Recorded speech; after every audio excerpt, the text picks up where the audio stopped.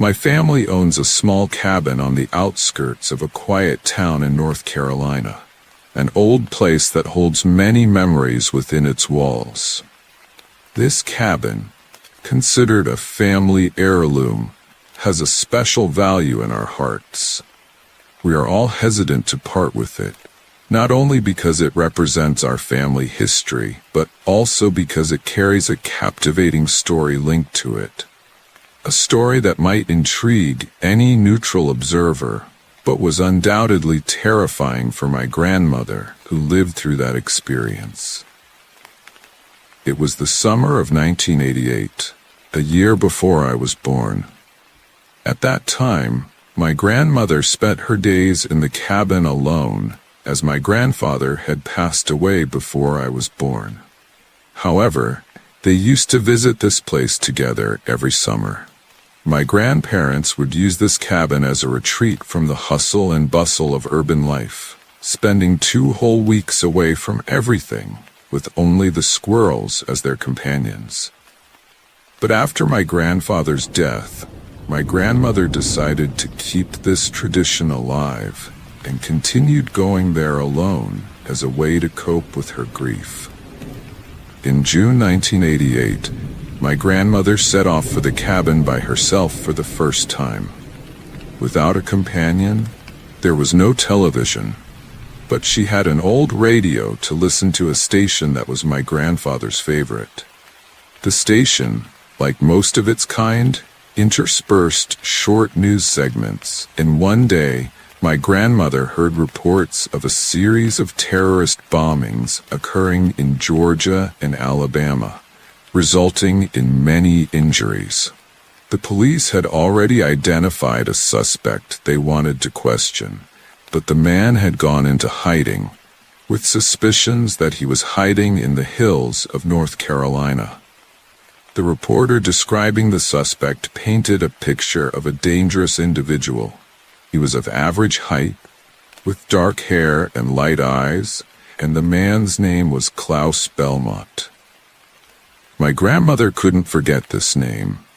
It resonated with her memories of a Christmas song about Santa Claus, and even though singing it in midsummer was considered bad luck, she found herself whistling the tune around the cabin. Hours passed as she enjoyed country songs and one of her favorite romantic shows, and she began to forget the news of the bombings. As the sun set, while she was relaxing and reading a book on the old couch that still resides in the cabin, she heard a knock on the door. This struck her as very odd since she wasn't expecting any visitors. Her only neighbors lived nearly a mile away. A sense of fear gripped her, but she rose and walked to the front door. Upon opening it, she found a man of average height, with light eyes, a dark mustache, and a striking cowboy hat. Being a kind-hearted soul, she welcomed him and said, "Good evening," asking how she could assist him. The man began, "Good evening, ma'am. I apologize for bothering you, but I have a small request." He asked if she had any food to spare, explaining that he also owned a cabin in the area, but had forgotten to bring food along. Leaving him without anything to eat for him, he asked if she had any food to spare, explaining that he also owned a cabin in the area, but had forgotten to bring food along, leaving him without anything to eat for the night. My grandmother sensed something was off. The man seemed too cunning. Despite her reservations, she invited him inside. Of course, my grandmother kept a pantry stocked with all sorts of canned and dried foods, so she filled the man's backpack with supplies. However, in a moment of hesitation, she lifted her gaze and asked for his name. Her instinct kicked in when he told her his name was Claire. When she asked for his last name, for an inexplicable reason, he revealed his real last name, Belmont. This last name triggered alarm bells in her mind, and while she wasn't entirely sure why, it was enough to make her stomach drop. In a time before cell phones, and with no landline in the cabin, her only means of communicating with the outside world was shouting, something that would hardly reach anyone a mile away. My grandmother recalled that at that moment, fear began to creep in. Realizing she had no real way to defend herself beyond an old flare gun, she understood that if the situation was as dire as she suspected, the flare gun wouldn't suffice against a stranger. Instead, she decided to play it cool and navigate the situation carefully. She thought that if she acted foolishly and offered him more food, allowing him to stay, he might not become aggressive. If she was lucky enough to survive the night, she could drive to town in the morning and inform the police that the man they were looking for had stopped by the cabin. Just as she was about to politely ask him to leave, he said something that changed everything and sent chills down her spine. "Actually, I have one more small request. Is there a place in this cabin where I could rest and sleep for the night?" My grandmother recalls that there was a tense silence as she looked at the man face to face, seeing a mix of desperation and malice in his eyes. Trying to remain calm, she said, "I'm sorry, but I don't have a spare room." In response, he reached into his jacket, pulled out a gun, and said, "I'm so sorry. I was hoping you wouldn't say that." He then pointed to the gun and added, "Don't make me use this." For anyone still oblivious, the man at her door was not Claire Belmont or any fake name he concocted. He was Klaus Belmont himself, the terrorist responsible for many deaths. My grandmother stated that this was undoubtedly the most terrifying moment of her life, but not for the reasons one might assume. She was not afraid of dying at the hands of this man. At around 70 years old at that time, she believed she had already settled her affairs with God long ago. What truly frightened her was the normality of this strange man. Even after he removed his mask and revealed his true face, he remained polite and friendly toward her, even offering to help with chores in the morning. Naturally, she told him that she could manage just fine on her own, and certainly didn't want the FBI to think she was consenting to his stay. But he didn't seem like the crazy person she had imagined. After hearing the news report, my grandmother noted that the only time he truly revealed a glimpse of who he was, or what he had done, was when they said grace before dinner. She couldn't recall his exact words, but it was something like, "In the end, the righteous will prevail." Here was a man who had literally killed hundreds of people and attempted to kill hundreds more in a series of horrific bombings. So, she simply couldn't process the reality that he was referring to himself as one of the righteous, which horrified her more than many things in the world had up until that night. My grandmother felt as if she was face to face with a flesh and blood devil, and just the thought of sharing a table with him made her stomach churn, so it was no surprise that she barely touched her food. After dinner, she retreated to her bedroom while Klaus took the old couch.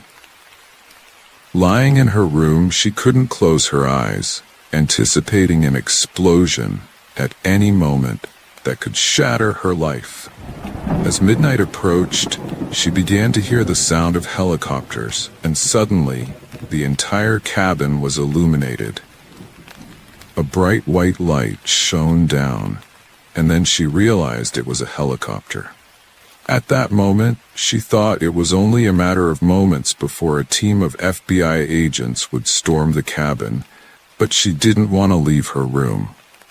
She waited for several moments as the sound of the helicopter roared overhead, but no one entered the house. Instead, at some point, the helicopter simply flew away. She must have dozed off eventually because the next time she awoke, The cabin was fully lit, but this time not by helicopter lights, but by the morning sun. She got up and wandered around the cabin, but there was no sign of Klaus, as if all of it had been part of a dream, as if he had never truly existed. But then she found a handwritten note on the table that read, "Thank you for your hospitality. God bless you." There was no doubt in her mind that it had all been real, and that the helicopter she saw that night had indeed come for him. My grandmother would later express that if she had been a young woman, he might have truly harmed her. But being an elderly woman, she posed no real threat to him. Moreover, she knew very well that the little cabin had no phone line or any means to report an intruder to anyone. Yet my grandmother always emphasized that what was truly frightening about this experience wasn't that he could have harmed her, as her intuition somehow told her he wouldn't, but that this man was entirely normal and polite. There was no difference between him and anyone else we might consider harmless and decent. This was likely one of the most important lessons my grandmother left us through this experience.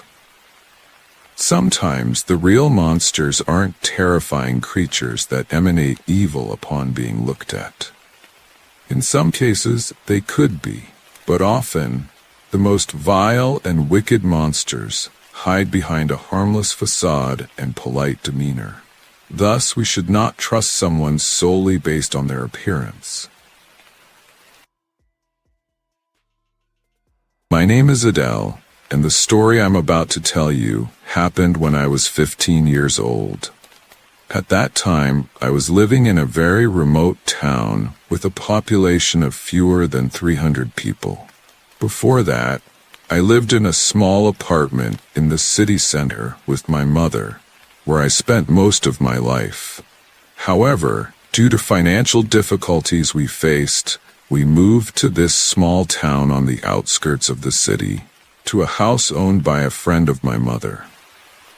This was the first time I lived in such a place, and I must say I hated everything about it.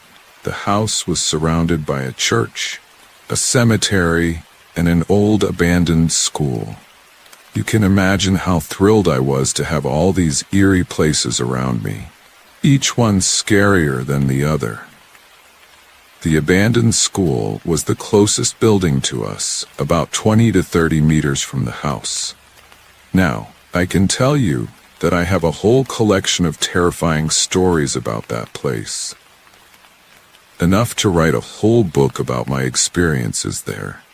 From the laughter of children I heard at midnight to the sleep paralysis episodes I experienced, which I had never encountered before. However, the story I'm about to tell you revolves around something far more horrifying. In that town, there was no internet, which was a complete nightmare for me since I had come from a big city. Before the move, I enjoyed spending most of my time watching videos on YouTube and playing online games. I wasn't very social, but after settling in that remote town, far from any technology, I had no choice but to entertain myself with the few games still installed on my computer, or watch the same 10 movies on a DVD over and over again. One night, it was around 3 in the morning, and everyone had gone to bed by that time. However, I stayed up playing an old game on my computer. I wore my headphones the entire time, so I couldn't hear any outside noises. But at one point, I paused the game because I thought I heard a rustling of leaves coming from the garden near my window. I took off my headphones and went to the window, leaning out to take a look, but I didn't see anything. My room was on the second floor of the house, above the kitchen, which was also connected to the door leading to the back porch.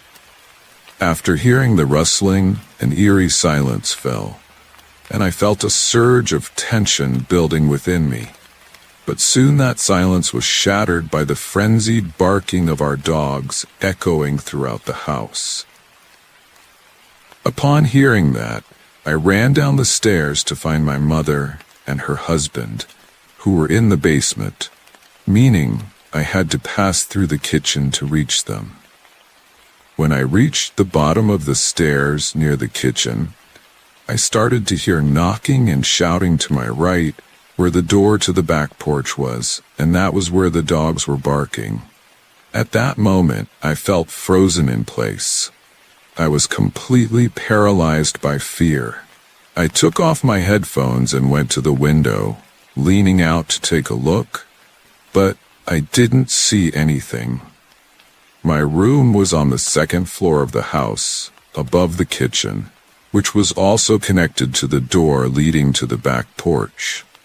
After hearing the rustling, an eerie silence fell, and I felt a surge of tension building within me. But soon that silence was shattered by the frenzied barking of our dogs echoing throughout the house. Upon hearing that, I ran down the stairs to find my mother and her husband, who were in the basement, meaning I had to pass through the kitchen to reach them. When I reached the bottom of the stairs near the kitchen, I started to hear knocking and shouting to my right, where the door to the back porch was, and that was where the dogs were barking. At that moment, I felt frozen in place. I was completely paralyzed by fear. Then my stepfather emerged from the basement, and when he heard the commotion, he headed toward the back door. That's when things started to get strange. We looked through the small window in the door and saw a strange man standing on the back porch, covered in blood. I swear this was one of the most terrifying moments of my life. That man looked like a nightmare, drenched in blood from head to toe, yet he didn't seem injured. Instead, he looked incredibly desperate. He started mumbling in a frantic voice, saying he was being chased by a group of people and that they had shot him. At that moment, the man began to plead with us to let him in to hide and use our phone. My stepfather told him to stay away from the door and show him where he was injured. But as he did so, the man quickly changed his story, now saying that the blood wasn't his, but that of his friends. The tension escalated further, and when we closed the door, the man started pounding on it frantically, screaming to be let in. As he did that, his tone shifted from pleading to threatening, and he began kicking the door, threatening to kill my stepfather. While he continued to threaten, he warned my stepfather that he would call the police if we didn't let him in. Amid all this chaos, my heart was racing so hard that I felt it might explode from my chest at any moment. In that moment, my stepfather told me to grab the phone and call the police immediately. While I was on the phone with the police, I saw my mother rush to her room and then come back upstairs carrying my stepfather's gun, placing it in his hands. The man continued to pound on the door irrationally while he screamed threats. That moment turned into a painful waiting game. As I was on the line with the police, counting the minutes until they arrived, while the man kept banging on the door, trying to get in at all costs. At one point, he started screaming in a painful way, as if he were terrified, saying that the men were coming and that they were surrounding our house with their weapons and would start shooting. By that time, my stepfather had turned off all the lights in the house so that no one could see us. Finally, after what felt like an eternity, the sirens began to approach us. My stepfather made me look out the window to alert them when they arrived, while I was in a state of panic. Then, I saw the blue and red lights stop in front of our house, and when I confirmed their arrival, I turned on the lights and waved to get their attention through the window. When the police arrived, they ordered the man to come out from the porch with his hands raised and lie on the ground. Fortunately, the man complied and didn't resist arrest, and the police took him to the station. After this incident, I couldn't return to sleep for the rest of the night. In the end, we found out that the man had originally tried to break into our basement, where my mother and her husband's room was. We also learned that this man lived near our house and had previously struggled with addiction and had gone through episodes of psychological breakdowns before.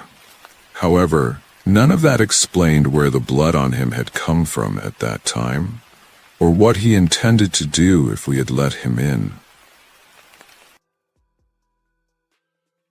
My name is Leon, but my friends call me Leo. I live in a small farming town in Texas, where the nearest city is about a 20-minute drive away. The story I'm about to share happened when I had just turned 18. At that time, I decided to head into town for dinner at a new sushi restaurant that had recently opened, which quickly became one of my favorite places. After dinner, I chose to visit my grandmother instead of heading straight home, where I lived alone. My grandmother lived on a farm on the outskirts of town, and getting to her house required taking a long dirt road that stretched for about half a mile. I arrived at her house around 9 p.m., and as I walked in, she greeted me warmly, along with my brother Sam, who lived with her after our grandfather passed away. I had been visiting her often since our grandfather's passing. I wanted to keep her company. One evening, Sam and I took our grandmother's dog out for a walk around the yard to let him do his business. It was around 10:30 p.m., and we found ourselves sitting outside, listening to music and chatting for a while. As time passed, I started feeling a bit cold, as it was East Texas, and the weather had been quite unpredictable lately, with hot days followed by near-freezing nights. We decided to head back inside, but just as we were about to do so, Sam suddenly noticed something moving near the metal shed, a few hundred yards from the house. At first, I didn't pay much attention to it because it was common to see raccoons and deer wandering around the yard. Besides, our grandmother's dog wasn't barking, which made me think it was just my imagination playing tricks on me. Once we finally got back inside, our grandmother went to bed around 11 p.m.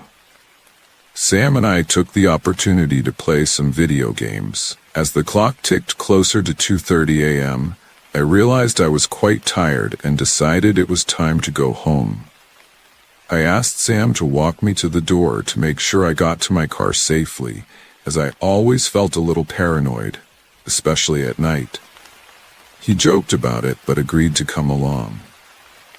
When I left the house, I turned off the lights and closed the door behind me. I felt a bit scared, as usual, because the truth is, whenever I drive alone at night, I always get anxious. I couldn't pinpoint exactly what triggered that feeling. Was it the fear of something bad happening, or perhaps the creatures hiding in the shadows? I just knew it was there, but I was getting sidetracked from the story. The truth is, I insisted that Sam walk me to the car, and eventually, he obliged. I got into my car, locked the doors, and as I was backing out, I noticed in the rearview mirror that the porch lights were going out. I drove home, which took about 10 minutes, and made myself some ice cream before settling down to watch YouTube videos. About 15 minutes later, I received a FaceTime call from Sam. The tone of his voice indicated that he was panicking.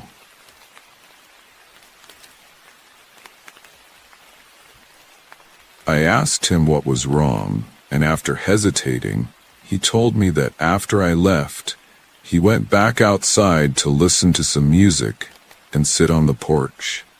He had the music playing loudly on his phone, which usually masked any animal noises from the nearby woods. A few minutes into listening to the music, he heard what he thought was the sound of metal being struck. He quickly stopped the music to listen carefully. As he stood up and looked toward the boathouse, which was a few hundred yards away, he said he saw a faint light shining near it. But then it quickly went out. At that point, he started to feel scared, so he quietly returned inside and closed the door behind him. He ran to his room at the back of the house, grabbed our grandmother's revolver without thinking of waking her, and hurried back outside. He noticed the glow of the flashlight moving, but as soon as he spotted it, it disappeared. He crept to the edge of the concrete carport and looked into the boathouse, the revolver at his side. The only light illuminating the boathouse was the dim glow from their home. He tried to muster the most intimidating voice he could and shouted, "Who the hell is out there?" There was no immediate response, only a faint knock, which confirmed that someone was indeed there. Keep in mind that this was in the middle of the countryside, in a town with a population just over 1,000 people.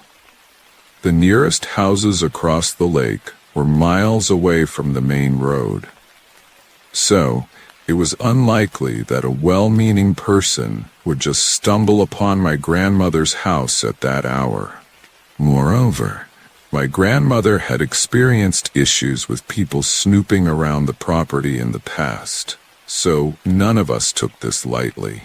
I can't fathom why Sam didn't call the police, but it's worth noting that there was literally one cop in the entire town. And it was 3 a.m., meaning it would take at least 30 minutes for the cop to arrive anyway. Sam called out for the person to show himself, repeating the question over and over. He confessed to me later that he nearly wet his pants when a lanky figure emerged from the boat shed, holding a flashlight. Although Sam couldn't see any distinct features of the person, he could tell it was an older man, and it was no one we recognized, especially no one who should be in our boathouse at 3 a.m. He raised the revolver to point it at the man and shouted again, "Who the hell are you?" The man remained silent and began to walk slowly toward him. Sam cocked the revolver and gave the man a final warning. "I swear I'll shoot you. Who are you, and why are you here?" The man quickly raised his hands and said, Hey, calm down, man." His voice sounded ominous as he continued walking towards Sam. In light of the stranger advancing, Sam fired a single shot just above the man's head, which finally made him realize that Sam was serious. The guy quickly took off on foot down the driveway, and Sam yelled, "Next time, I won't miss." He then rushed inside to wake our grandmother, who somehow managed to sleep through all the commotion. She didn't seem concerned enough to call the police, but after hearing this, all I could think about were the man's true intentions. Was he just a drug addict snooping around to steal tools or money? Or did he have far more sinister motives? Another question that haunted me was how many times this had happened after my grandmother and brother went to bed, and we just didn't know about it. Had he been watching us all night? I also thought about what could have happened if my brother had turned off the lights and locked the doors behind me when I left. In the end, I realized how lucky I was that Sam was there to protect our grandmother. But this experience made me aware of the dangers that lurk in the night in our small town. I grew up in a small town in the UK where everyone knows each other, and secrets don't stay hidden for long. When I was 13, I became friends with a girl named Sarah, who lived in a house directly behind mine. We started hanging out after school. We didn't do much when we weren't at each other's houses. We would go to the local park or stroll around the street, talking about school events. Sarah smoked cigarettes, but I didn't because we were underage. She would take cigarettes from her dad or pick up used ones from the ground, which disgusted me in our neighborhood. We had a neighbor, whom I'll call Miriam to protect her privacy. Miriam was about 60 years old at the time, and was known as the crazy cat lady. She lived alone with a bunch of cats, and many people in town avoided interacting with her because she was very unkempt and always smelled strange, like cat urine. While her cats were well taken care of, I couldn't understand why she had such a foul odor. Anyway, Miriam would always hang around me and Sarah, and I called Sarah Layla to protect her real identity. I would take the bus home from school, and we had to walk past Miriam's house to get to ours, as this was our usual route. Every time we passed by her house, Miriam would always stand at her garden gate and start a conversation with us. No matter how hard we tried to avoid her, she always found a way to keep us there. Whether it was through a comment or a question that annoyed me a little because I just wanted to get home. Despite that, it didn't seem to bother Layla as much as it bothered me. She always engaged with her and stayed to chat. Sometimes when we were wandering around, Miriam would try to talk to us, especially on my behalf, which made me feel suffocated. Then I found out that Layla smoked. I don't know if it was because she smelled of cigarettes or not, but Layla admitted it when Miriam asked her about it. That day, she asked us to wait, then disappeared for a short while and came back with 2 cigarettes. She went to give me one, but I refused, then handed it to Layla and said to her with a smile, "Here you go." I felt incredibly uncomfortable, but I didn't want to show it. I didn't want to make them feel awkward or think anything wrong. Now, I'm not gay at all, but I knew that Miriam was, or at least that's what I had always heard. In the context of the situation, I wondered if she was planning something sinister. This would become clearer as the story progressed, but for a woman her age to offer cigarettes to a young girl to make her feel cool and special was inappropriate. Clearly, Miriam was not a well-meaning person. For me, at least, Layla accepted the cigarettes and kept chatting. After that, Miriam started giving Layla cigarettes every day after school. I told my friend that I thought it was weird, but she disagreed, insisting that Miriam was great because she was from the hippie generation, and told us she had smoked when she was a teenager too. I was not convinced at all, but I didn't tell anyone because I didn't want Layla to get into trouble with her parents. One weekend, it was late afternoon and we were wandering the neighborhood again when we passed by Miriam's house. She must have seen us from her living room window because she ran to the yard and then waved us over.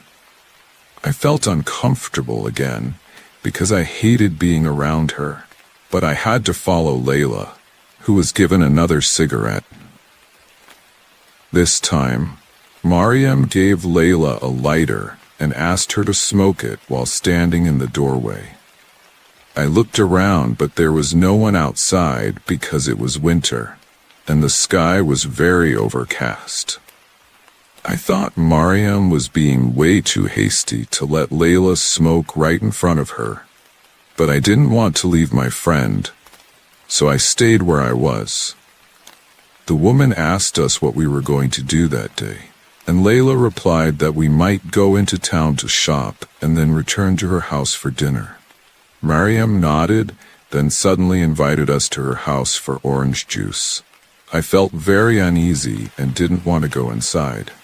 I realized that Layla didn't want to either, and we started exchanging glances, even though Layla was always the rebellious one. Mariam said, "Come on, I have fresh orange juice. This summer is unbearable. Come have a drink." I felt uncomfortable, so I spoke up and told her that we should go into town and that we didn't have much time left before our bus arrived, so it was better to head out right away. I then grabbed Layla's hand and pulled her away from there. After that, we didn't look back and walked in silence to the bus station. While I was there, I told Layla that Mariam was creepy and that I didn't feel good about her inviting us to her house. Fortunately, Layla agreed with me, at least at first. Later that day, when we were in Layla's room after returning from our shopping trip, she told me that Mariam probably didn't mean to be weird or have hidden bad intentions. At that point, I looked at her as if there were a horn growing out of her forehead. I said, "For Christ's sake, we're 13 and she's in her 60s. I told her there was no chance of that being a normal friendship. I told Layla that I didn't agree with her and that it was weird and irresponsible to give her cigarettes and now invite us for orange juice. That was something I couldn't ignore. Not only was it strange, but there was something about the situation that made me feel it wasn't right. I felt uncomfortable. I told Layla that there were a million reasons not to go into a stranger's house for any drinks. She could spike our drinks and kidnap us. She could have done that when I told her, but the rebellious Layla always wanted to contradict me. She told me that I was being paranoid and that I was unfair in my judgments of Mariam. She said something about not knowing if I was overprotective or biased, and she gave me a full lecture on how I shouldn't judge others based on their tastes or appearances. But my concern had nothing to do with that. It was about Mariam's behavior, which began to make me feel uncomfortable. However, unfortunately, I didn't want to push the matter further and let it pass, and I didn't talk about it again with that friend. The incident that caused the concrete veil in front of everyone's eyes to fall happened in early November. At around 5 p.m., our curfew was 7 p.m., and Layla and I were the same age, and our parents enforced almost the same rules on us by this time. It was about 4 p.m., but it was already dark. I was coming home from a friend's school, and as I was about to pass by Mariam's house, I saw Layla coming out of Mariam's house, smiling. I felt my heart freeze. I couldn't believe it. She must have closed her door quickly and ran towards me, greeted me, then turned to go to my house. I asked her what she was doing with Mariam, and she couldn't tell me. She just smiled, but I didn't think it was anything good. Despite that, even though I didn't know why, I knew something was wrong. The whole way home, I was thinking about everything that could have happened inside Mariam's house. She was speaking quickly, and her face was flushed. I asked her directly, "What happened? Why are you smiling?" But she didn't answer, so I let her go, and I certainly didn't expect to see her again that evening.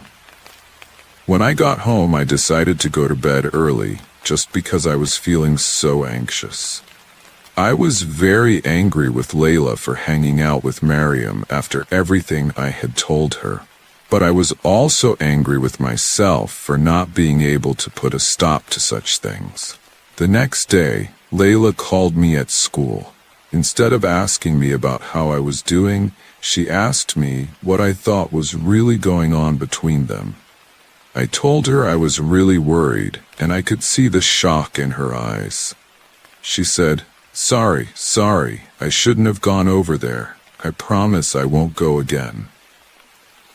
She told me about how Mariam invited her to come over again, and she apologized for going out. She told me that Mariam took her by the hand and made her sit down. She made her tea and gave her sweets, then took her to the living room and asked her to stay longer. Mariam was bringing Layla sweets and started asking her about her friends, then asked her if she wanted to have another cigarette. I can't describe how shocked I was.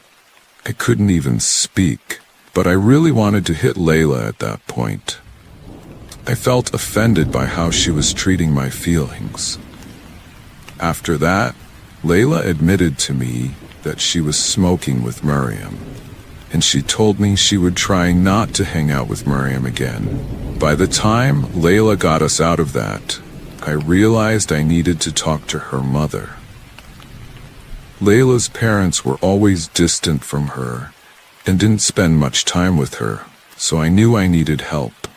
I thought about how they would react to Mariam and find out about it.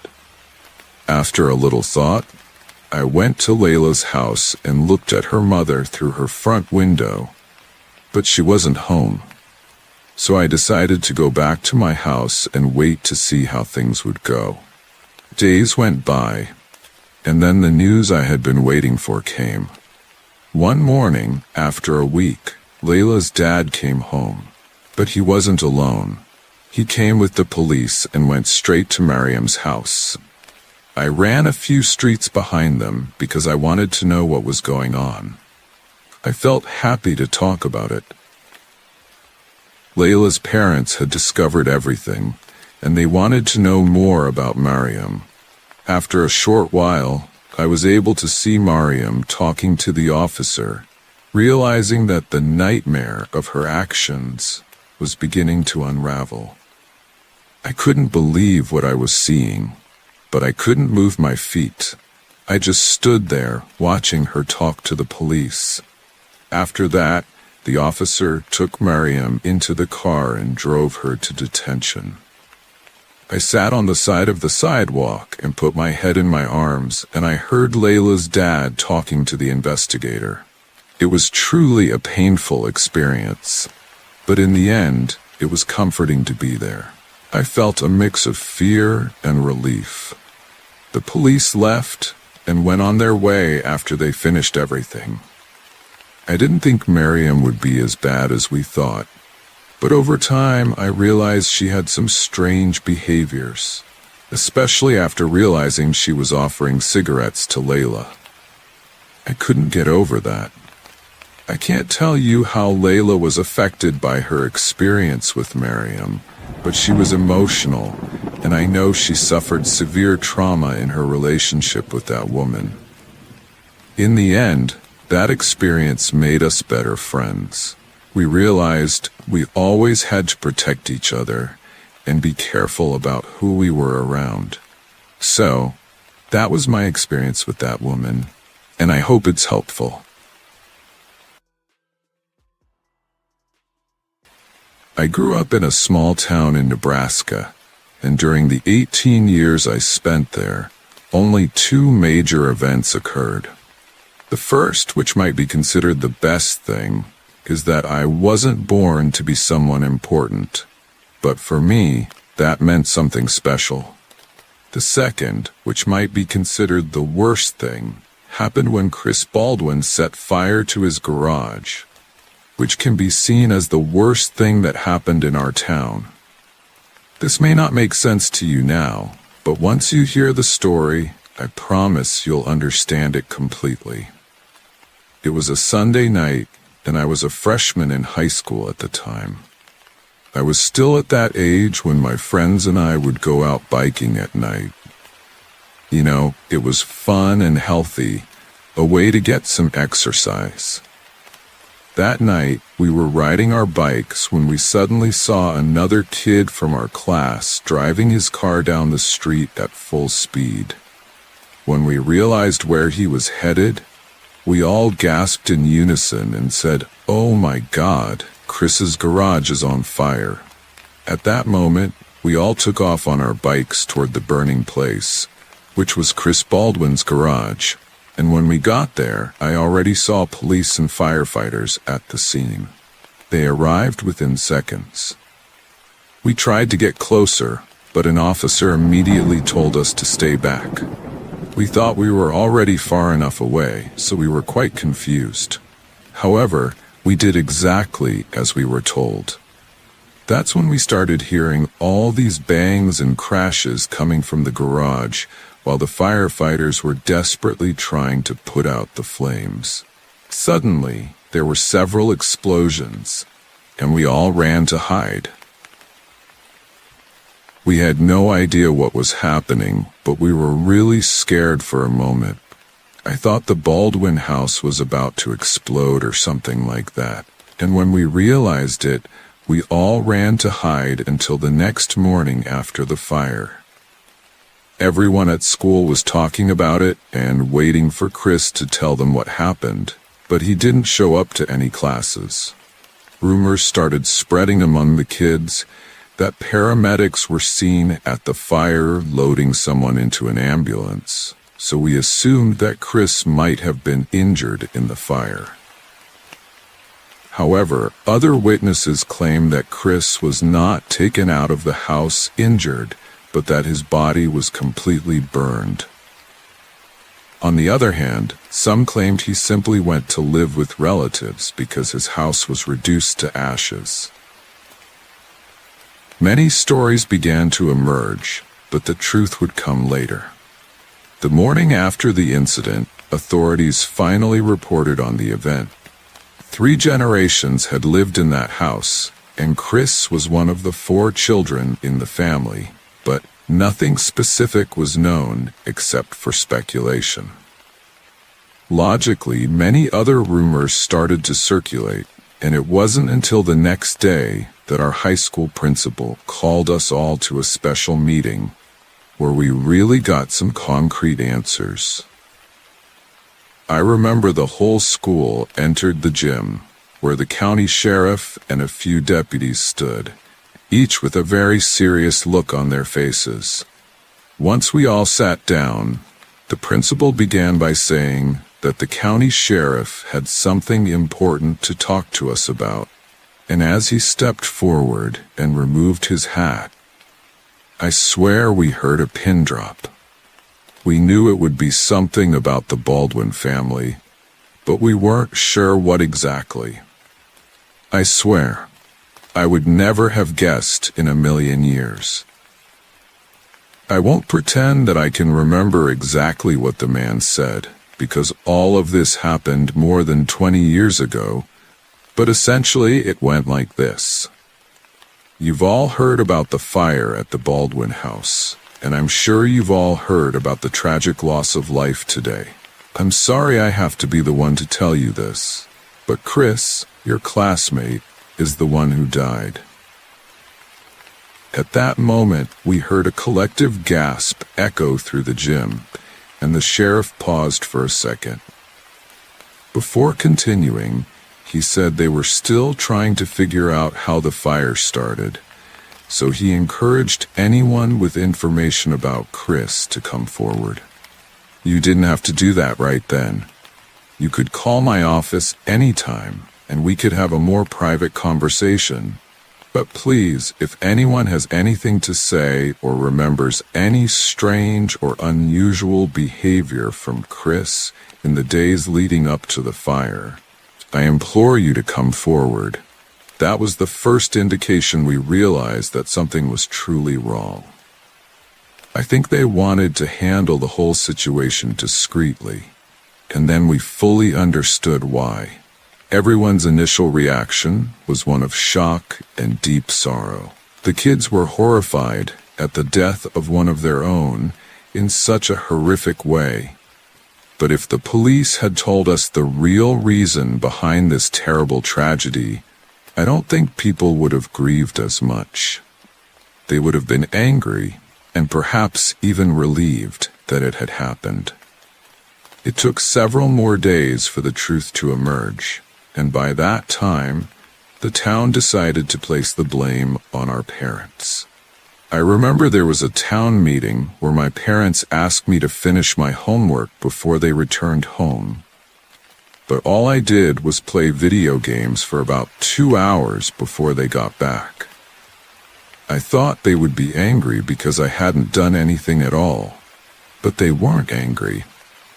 Instead, they had those strange, sad looks on their faces, just like the ones they had when my grandfather died. Suddenly, they sat down with me in the TV room and asked me how much I knew about Chris. I didn't tell them much. I was just studying Spanish with him, but we never talked. Then they started asking me a bunch of other questions about whether Chris had been angry with me, or if I liked him, things like that. And in the end, I simply told them that it was clear they knew something about Chris, and they better tell me right away. I thought it was about his suicide. If that were the case, at that time, I was old enough to handle the truth, or so I thought. But that's not what happened. I was wrong because the truth about Chris's death was something that would take me years to fully grasp. In reality, Chris didn't commit suicide. He lost his life accidentally when his garage exploded while he was trying to make a bomb. Yes, that's how horrifying it was. He was making a prototype for a bomb he planned to use to blow up the school. When I heard that, I was completely shocked. I was terrified. It turned out that after conducting a lot of research and investigations into the cause of the fire in the garage, they realized that all the necessary elements for making a simple bomb similar to those used by Arab terrorists were present. However, they didn't realize what his plan was until they found Chris's journals, where the boy detailed everything he intended to do, when, and how. When this information was revealed, the entire town was left in complete shock. It was something no one expected and revealed a level of evil that no one had seen in Chris through his writings. It was also known that his goal was to kill some kids. He hated them deeply. However, it was not very clear whether he was a victim of bullying from those kids, as that was never revealed in his journal writings. Essentially, he talked there about the hatred he felt toward his classmates and school and his fantasies of blowing things up. So it was never known whether he sought revenge for something they did to him, or if he was just a cruel person, and that was it. But without a doubt, this is the most terrifying incident I have ever witnessed.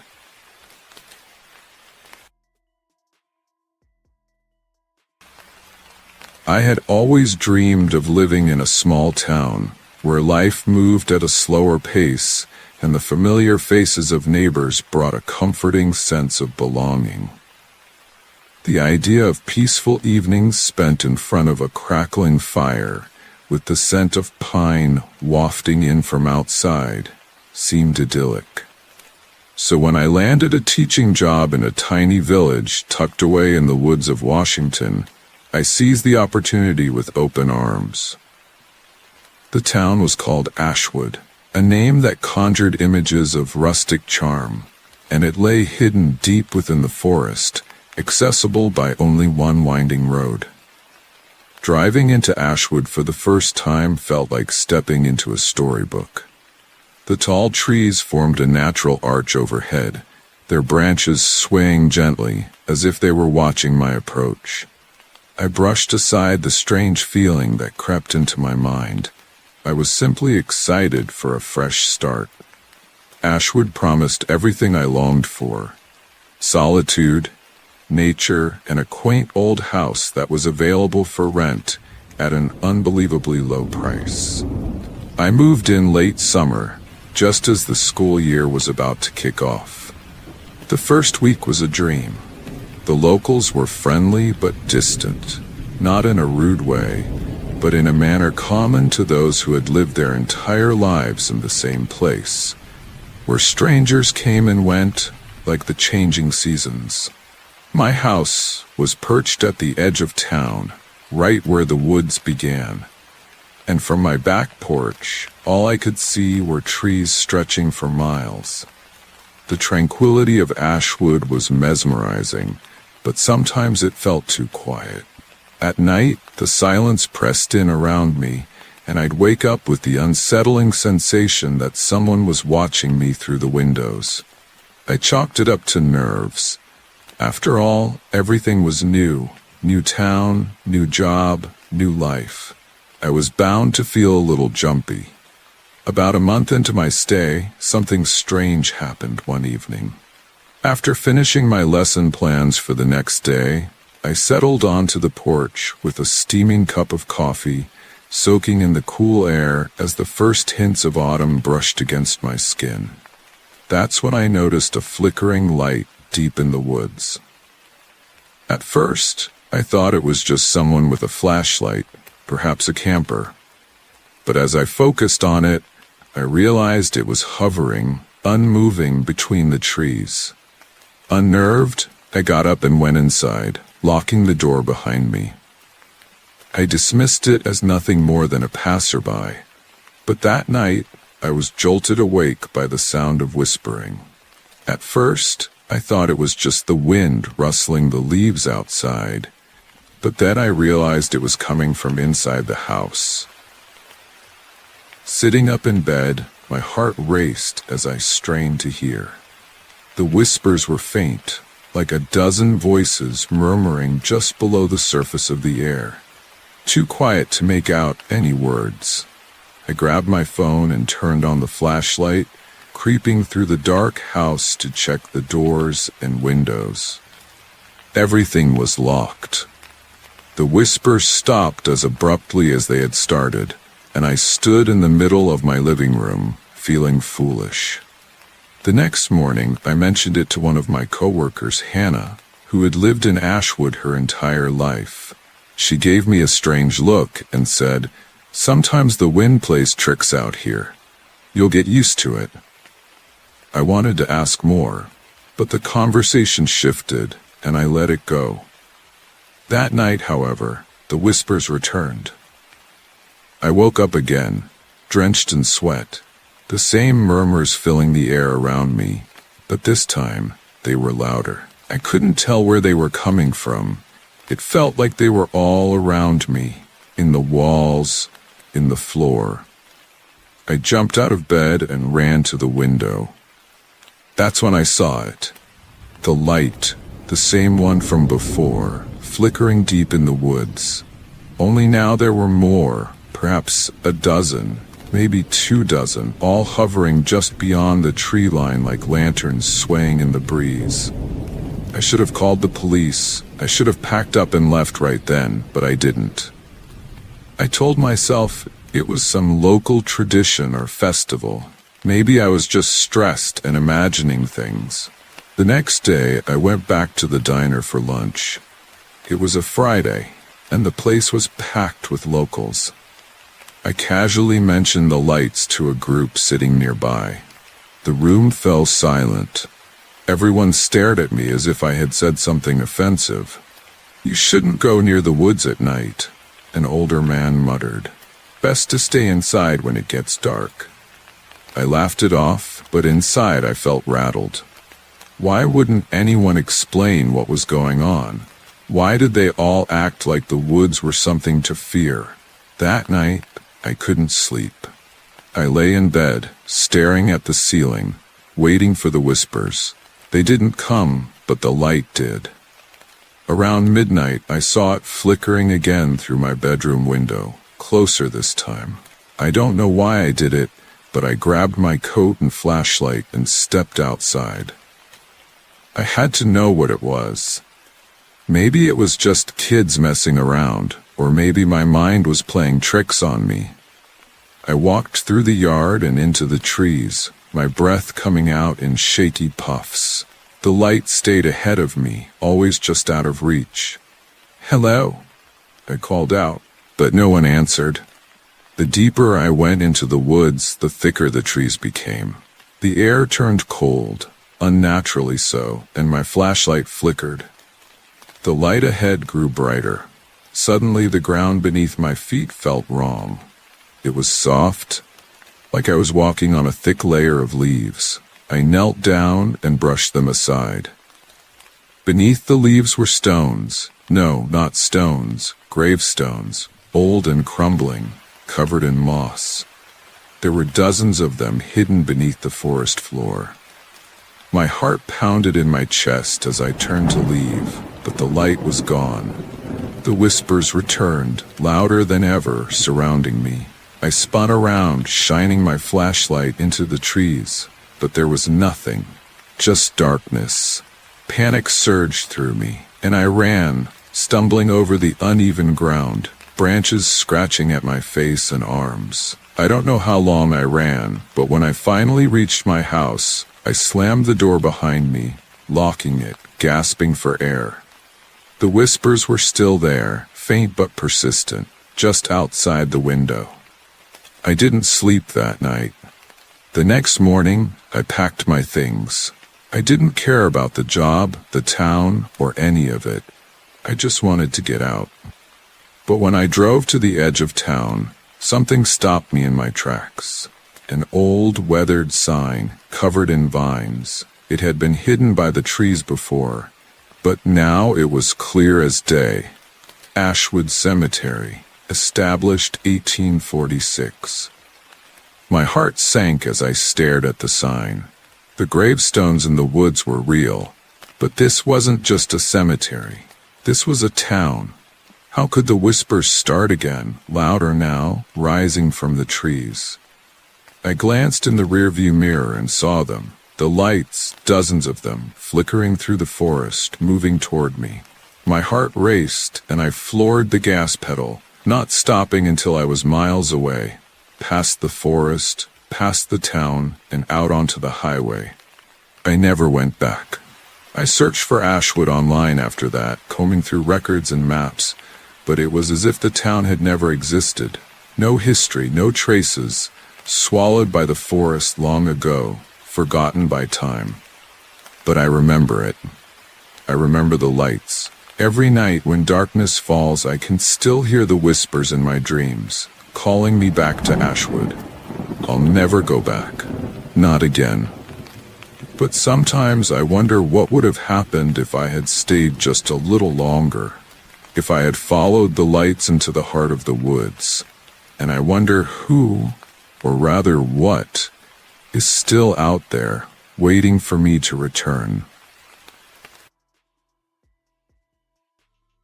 I first heard about Ashford by accident, a chance encounter that would lead me down a path I never expected.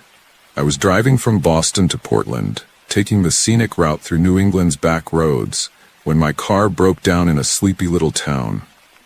The mechanic, an older man with grease-stained hands, told me it would take a couple of days to get the part I needed.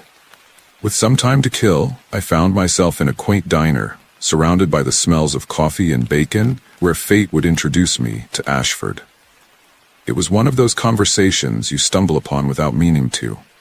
Two old men sat at the corner booth, their voices low and conspiratorial. I leaned in slightly, pretending to focus on my menu, but their hushed tones caught my attention, especially when I heard the name Ashford. I had driven through this part of Maine dozens of times and thought I knew every town within 100 miles, but I had never heard of Ashford before. Well, you know, one man said, his voice gravelly, before trailing off.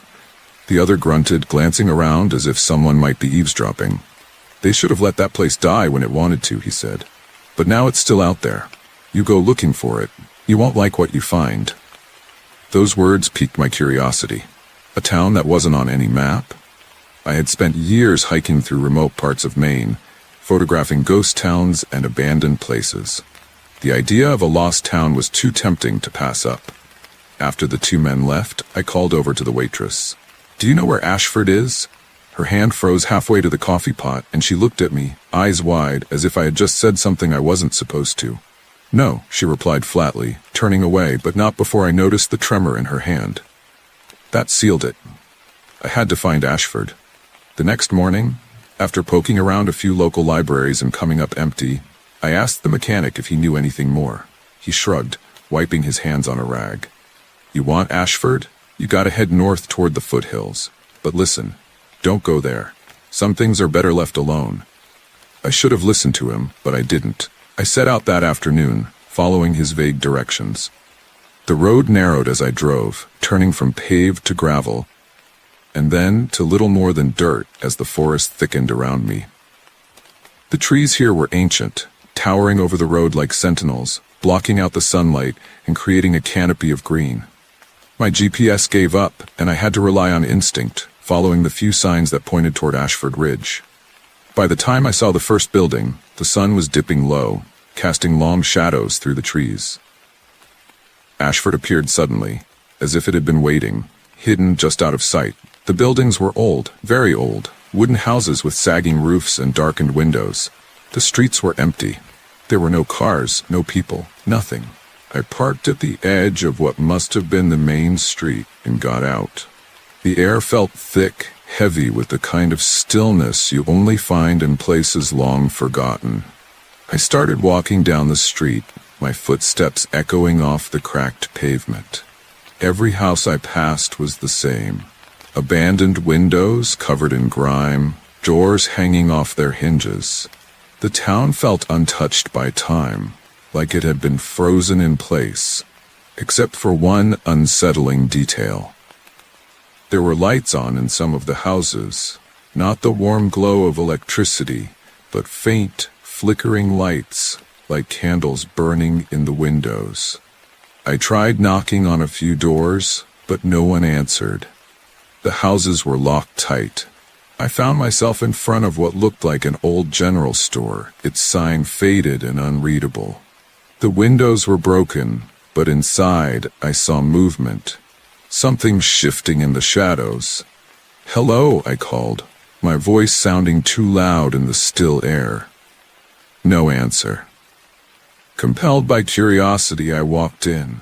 The air inside was musty, thick with dust, and the shelves were still stocked with ancient goods, cans of soup, jars of preserves, all covered in a layer of grime. It was like the people had left in a hurry, but no one had bothered to come back. At the back of the store, I found a staircase leading down into what looked like a cellar. The door at the top was open, and faint whispers echoed up from below. I hesitated, every instinct telling me to turn back, but something compelled me to move forward. The stairs creaked beneath my weight, each step making me feel more and more like I was descending into something I couldn't come back from. The whispers grew louder, not voices exactly, but more like a sound, a presence. The cellar was empty when I reached the bottom, just a dirt floor and wooden beams holding up the ceiling. But in the corner, I saw something that made my blood run cold. A group of old wooden mannequins. They were lined up in a circle, dressed in what looked like antique clothing, tattered dresses, old suits, all dusty and decayed. Their faces were blank, but their heads were turned toward the center of the circle, where a single candle flickered on the ground. The whispers stopped. I don't know how long I stood there, staring at them, feeling like something was watching me, waiting. The air grew colder, and I swear I could hear something shifting behind me, but I was too terrified to turn around. Finally, I bolted. I ran out of the store, back to my car, and sped down the road, not caring if I hit a tree or skidded off into the woods. I just needed to get out. I didn't sleep that night. The images of the mannequins, the whispers, the lights, none of it made sense, but it stayed with me, gnawing at my thoughts. The next morning, I packed up my things, retrieved my car from the mechanic, and left that part of Maine for good. But Ashford never left me. It's been months now, and I can't stop thinking about that town. I've searched everywhere for information, but there's nothing. No records, no history, not even a mention on any old maps. Then 2 nights ago, the whispers came back. I was lying in bed when I heard them, faint at first, just like in the cellar. I sat up, heart pounding, convinced it was just my imagination. But then I saw the light out the window, deep in the woods behind my house. There was a faint flickering glow, just like the candles in Ashford. It was far away, barely visible, but it was there. Last night, it was closer. And tonight, I can already hear the whispers again, louder now, like they're right outside.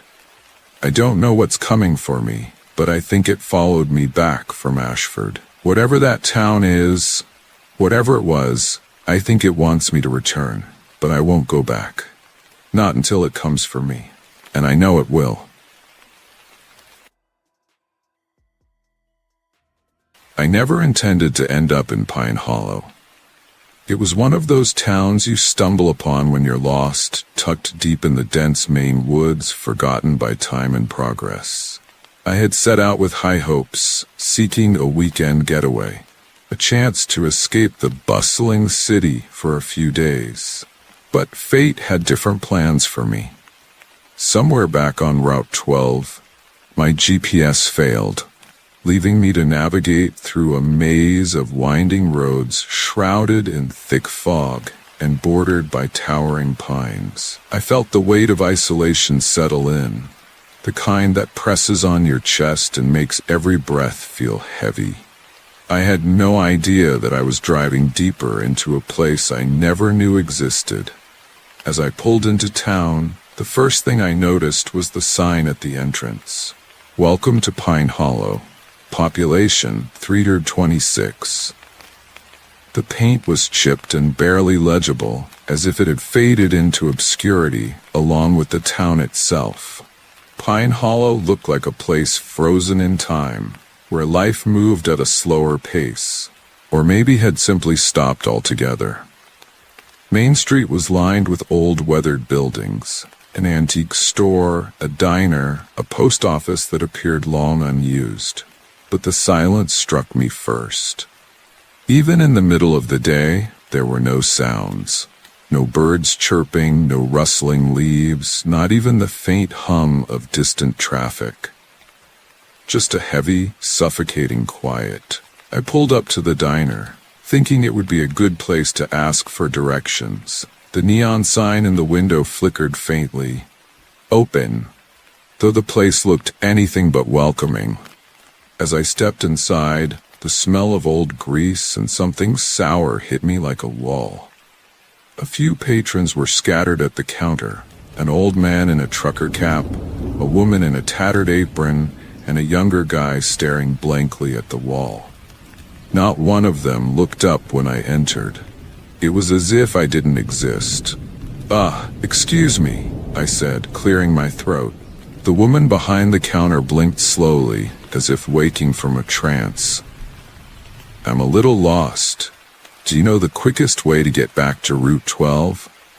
She didn't answer immediately, just stared at me with dull eyes. After an uncomfortable pause, she finally spoke. Ain't no quick way back from here. You're in Pine Hollow now. Her voice was flat, empty, as if she had recited the same line 100 times before. I glanced at the other patrons, but they still didn't move. They didn't even seem to breathe. Could you at least point me in the right direction? I muttered. She didn't respond, just picked up a dirty rag and began wiping the counter, though it didn't seem to get any cleaner. Feeling more uneasy by the second, I turned to leave. But just before I reached the door, the old man at the counter spoke up. Once you're here, there ain't no leaving. I stopped, his voice raspy like he hadn't used it in a long time. Slowly, I turned back to face him. His eyes were fixed on me now, dark and glassy, as if something vital was missing behind them. Excuse me? I asked, forcing a smile. What do you mean by that? He didn't answer, just looked past me toward the window. I followed his gaze and saw what he was staring at. The fog outside had thickened, curling around the buildings like it was alive. You're not the first, he said, his voice barely above a whisper, and you won't be the last. I didn't wait to hear more. A sense of urgency surged through me, and I hurried back to my car, the feeling of eyes on my back as I pushed through the diner door. Outside, the air felt heavier, colder. The fog had rolled in so thick that I could barely see a few feet in front of me. But I wasn't about to stick around to figure out what the old man meant. I jumped into my car, started the engine, and sped down the road, desperate to get out of that place. But Pine Hollow had other plans. I must have driven in circles for hours. Every road I took led me back to the same stretch of Main Street. The fog seemed to swallow everything beyond the town's limits, and no matter which way I turned, I always ended up back where I started. Back in Pine Hollow. As daylight faded, so did any hope of escape. I parked the car in front of an old gas station that looked like it hadn't been operational in decades. With no choice left, I set out to explore the town on foot, hoping to find someone, anyone, who could help. As I wandered through the deserted streets, I noticed something odd. The buildings looked the same as when I first arrived, but there were small details that felt wrong. The windows were dark, yet every so often I caught a glimpse of movement inside, shadows flitting past, as if something or someone was watching me. The hair on the back of my neck stood up. I came across an old house at the edge of town, its paint peeling and windows cracked. A light glowed warmly inside, drawing me in like a moth to a flame. I don't know why I went inside, but something about that light felt different, as if it was calling me. The door creaked as I pushed it open. Inside, the house was in shambles, furniture covered in dust, wallpaper peeling from the walls. But the light, a flickering oil lamp in the corner, seemed to hold a strange pull, as though it contained some kind of answer. As I reached out to touch it, a voice spoke from the shadows. You shouldn't have come here. I spun around, heart racing. There, standing in the doorway, was a woman. She looked out of place, dressed in old-fashioned clothes, her hair in loose waves framing a face far too pale. Her eyes were filled with fear. Who are you? I demanded. What is this place? Her gaze shifted to the lamp, and her voice trembled. This town, it's not what it seems. You have to leave before they find you. Who? I asked, my voice rising in panic. Who's going to find me? She didn't answer. Instead, she grabbed my arm and pulled me toward the window. Look, she whispered, her voice shaking. They come with the fog. I looked out the window, my breath catching in my throat. Through the thickening fog, I saw them, figures, dozens of them, moving silently between the trees and houses. Their shapes were human but wrong, like shadows cast in the wrong direction. They moved unnaturally, their limbs too long, their movements jerky, as if they didn't quite belong to this world. What the hell are those? I whispered, backing away from the window. They're what's left, the woman said, her voice barely audible. The town takes people. It traps them here, and once the fog comes, it's too late. A chill ran down my spine. How do I get out? She shook her head. There's no way out, not once you've seen them. I refused to believe it. I bolted for the door, determined to escape. But the moment I stepped outside, I saw them. The figures were closer now, moving toward me, their faces hidden in the fog. The whispering began, low and unintelligible, like 1,000 voices speaking at once. I ran. I don't know how far or for how long, but the town seemed to stretch on forever. Every street looked the same, every building a mirror of the last. And the fog, it was everywhere, thick and suffocating, filled with those dark, twisted figures. At some point, I collapsed, my legs giving out beneath me. The whispering grew louder, closer until I could feel the cold breath of the figures at my back. Then, darkness. I woke up in my car, the sun shining, the fog gone. Pine Hollow looked different in the daylight, normal almost, but the town was just as empty, just as silent.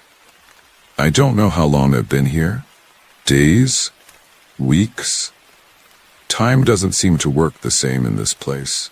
I've tried to leave, but the roads always lead me back. The people, the real ones, are gone, replaced by the shadows that watch me from the fog. If you ever find Pine Hollow, don't stop. Don't ask for directions. Don't go inside.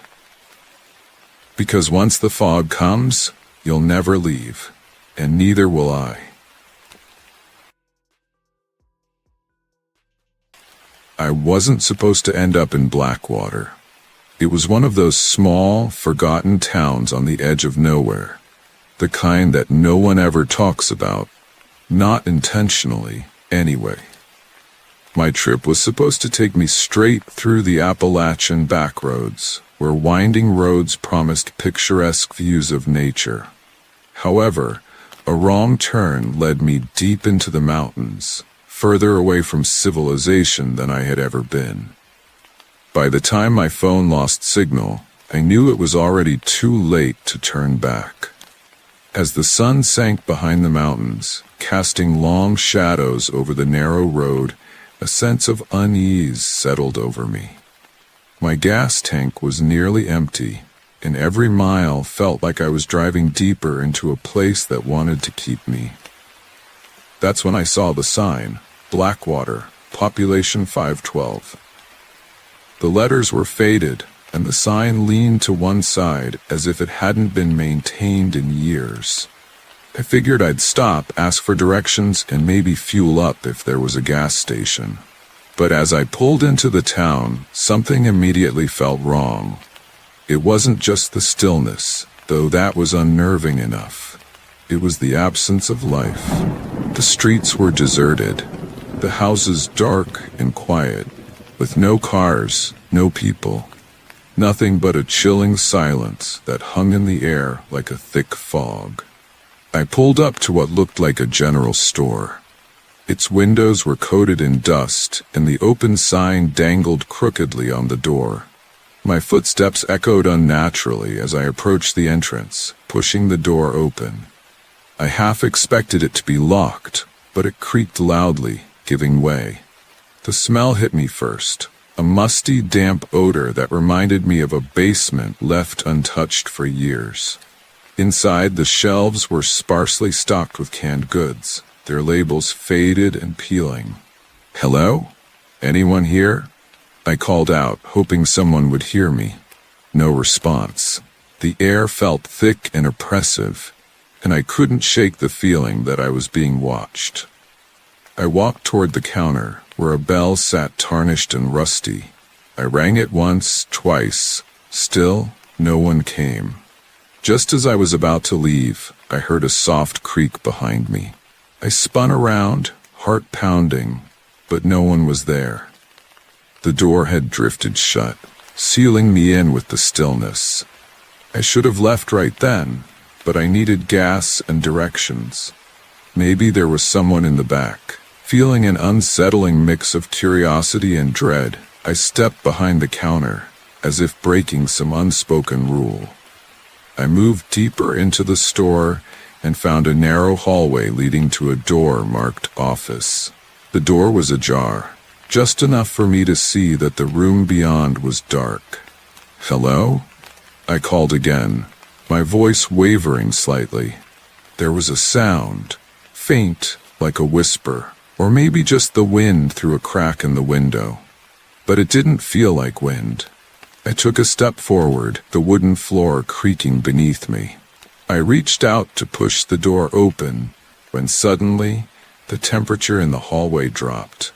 I could see my breath now, hanging in the air like a ghostly mist. My heart hammered in my chest as the door creaked all the way open on its own. There, in the dim light of the office, I saw it. A figure stood motionless by the window.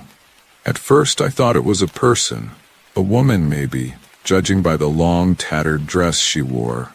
But something about her was off. Her movements were too stiff, too unnatural. And then she turned.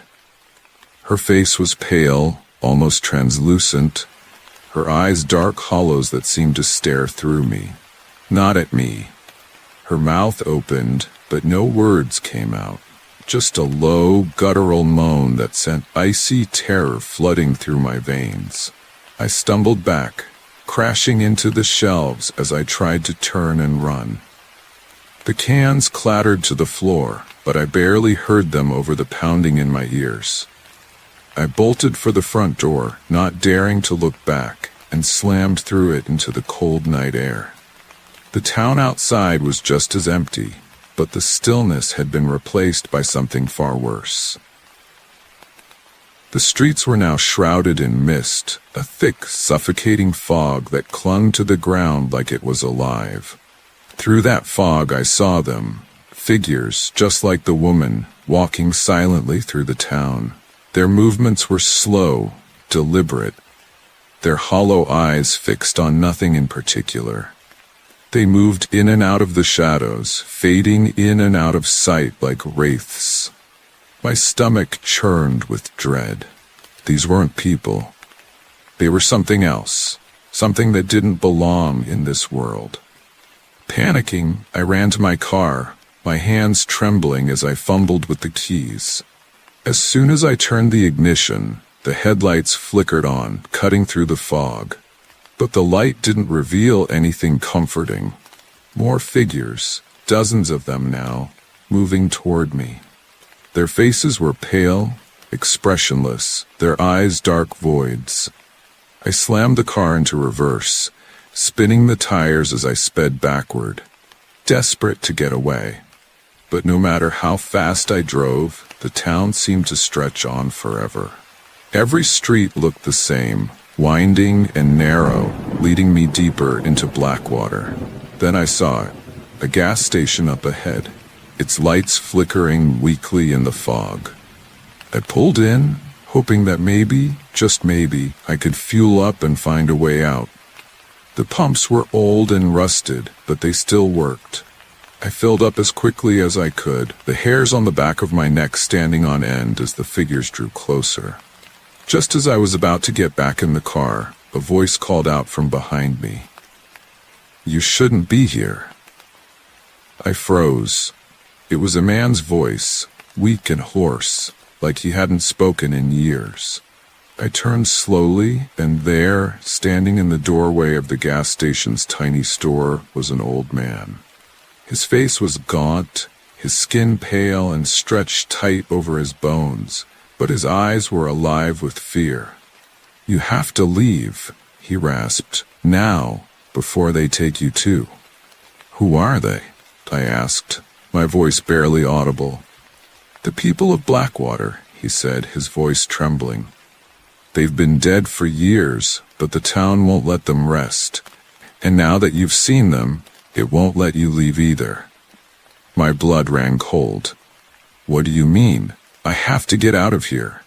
He shook his head, his eyes filled with a deep, hopeless sadness. "Once you're in Blackwater, you belong to it. The town doesn't let anyone go." I didn't wait to hear more. I jumped back into my car, my hands shaking as I floored the gas. The fog seemed to part in front of me as I sped down the road, the figures fading into the mist behind me. I drove for what felt like hours, maybe days.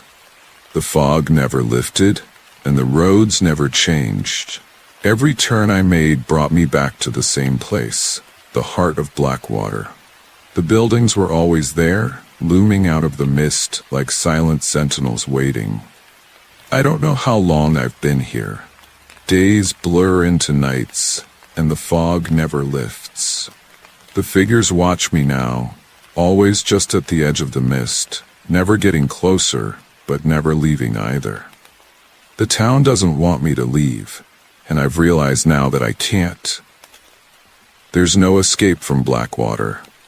If you ever find yourself driving through the Appalachian Mountains and see a sign for Blackwater, turn around. Don't stop. Don't look for help, because once you're here, there's no going back.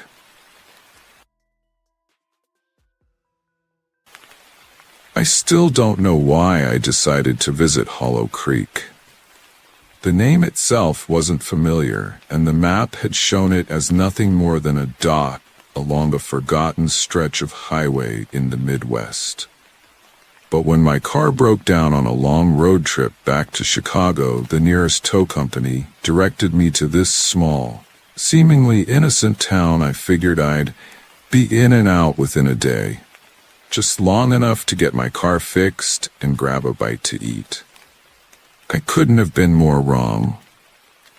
It was late afternoon when I rolled into Hollow Creek, and the first thing I noticed was how quiet it was. No kids playing, no dogs barking, no sounds of traffic, just an eerie, unnatural stillness. The streets were lined with old, worn-out houses, most of them, looking like they hadn't been lived in for years. The sun was dipping below the horizon, casting long shadows that seemed to stretch farther than they should, creeping across the ground, like fingers reaching for something. I parked in front of the town's only gas station, which looked as ancient as the rest of the town. The pump handles were rusted, and the open sign in the window flickered weakly, as if it might go out at any moment. I stepped inside, the bell above the door chiming softly, but no one was behind the counter. The shelves were half empty, filled with old dust-covered snacks, and the place smelled faintly of gasoline and something musty like damp earth. "Hello," I called out, but there was no answer.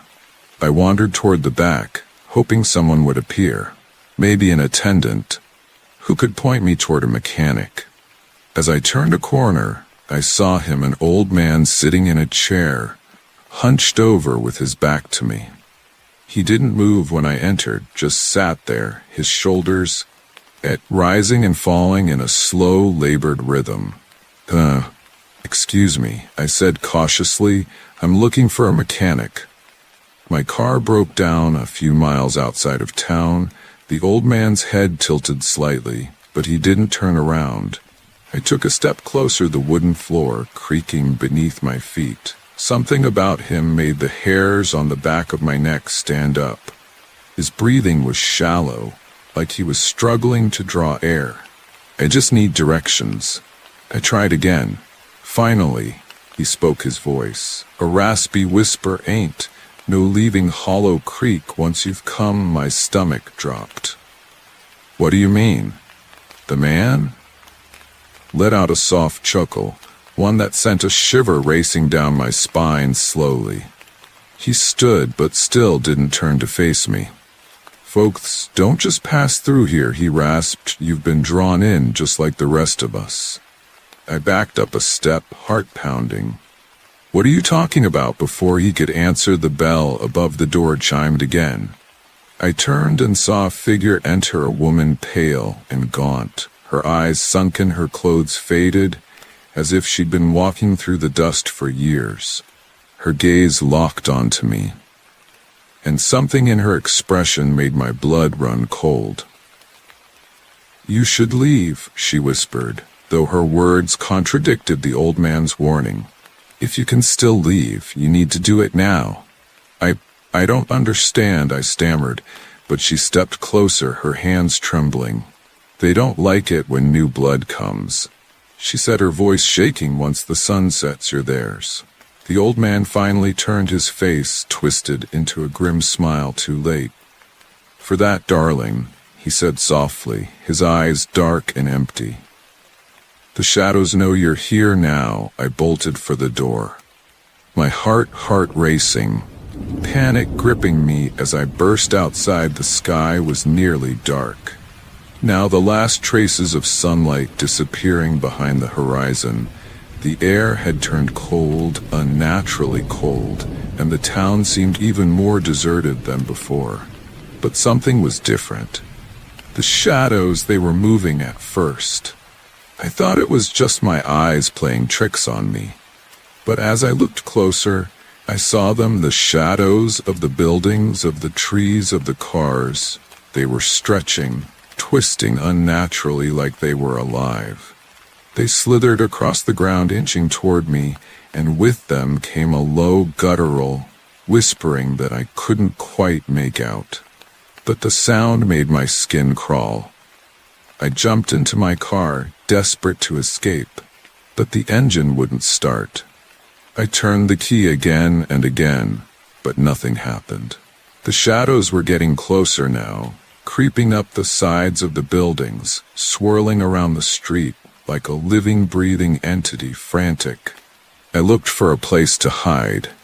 That's when I saw it.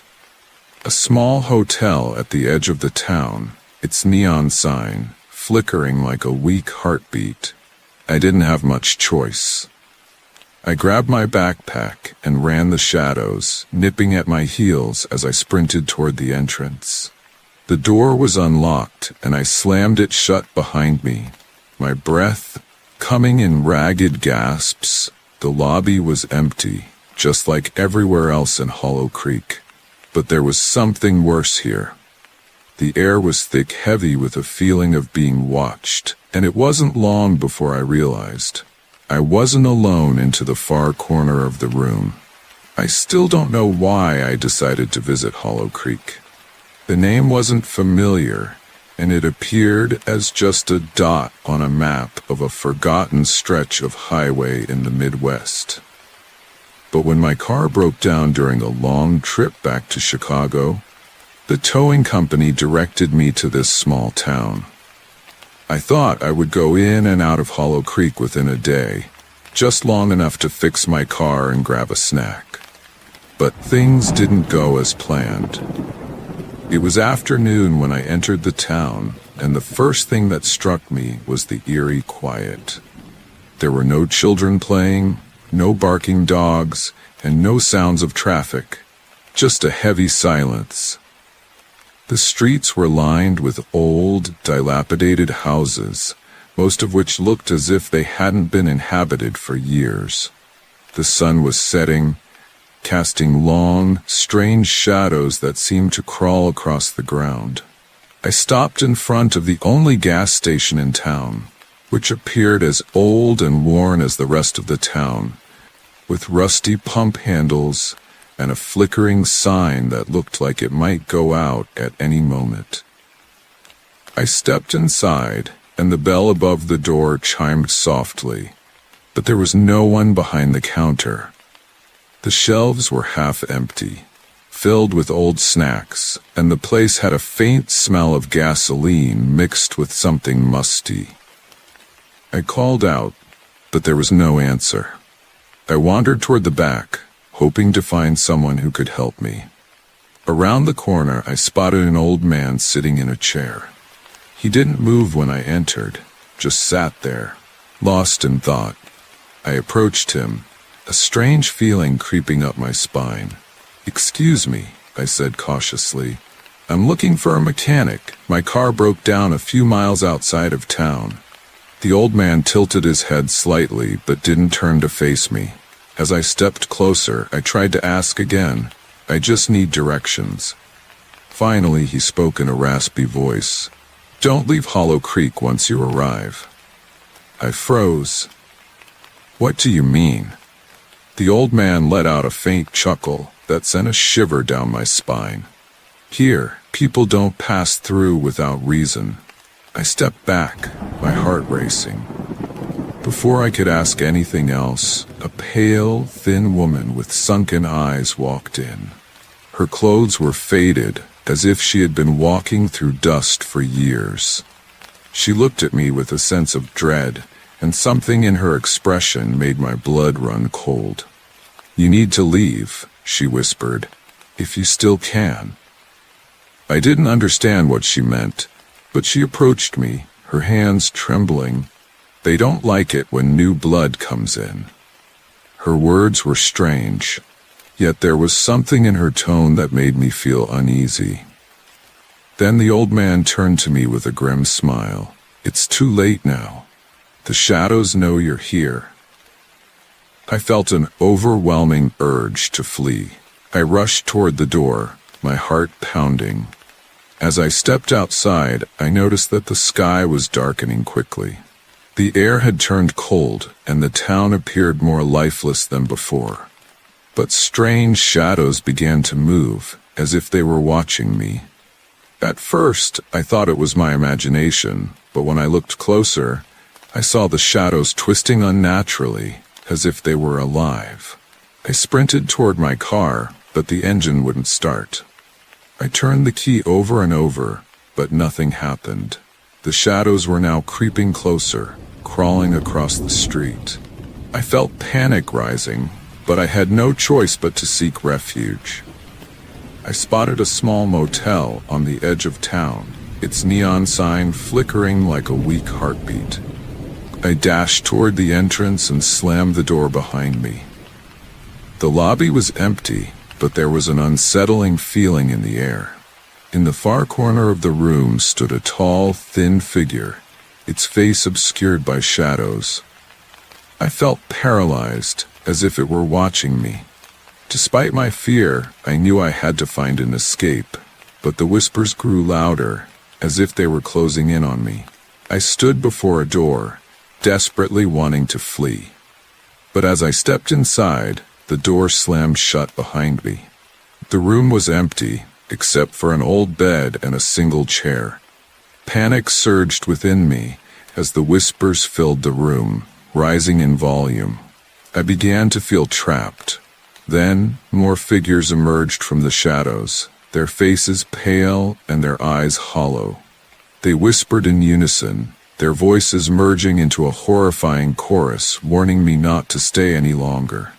Fear tightened around my throat, choking off my words before they could form, but it was too late. The shadows surged forward, enveloping me in a cold, suffocating grip. I struggled, but there was no escape. The figures reached out, their icy hands pulling me into the darkness. The last thing I saw was the twisted face of the old man from the gas station smiling at me as the shadows consumed me completely. I am still here, trapped in endless darkness. If you ever find yourself lost on a back road and see a sign pointing to Hollow Creek, turn back before the shadows find you, because once they do, there's no way back.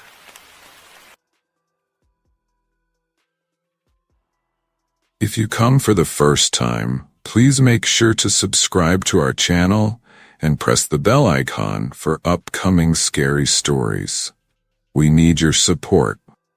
Please share these stories with your friends and family. Thanks.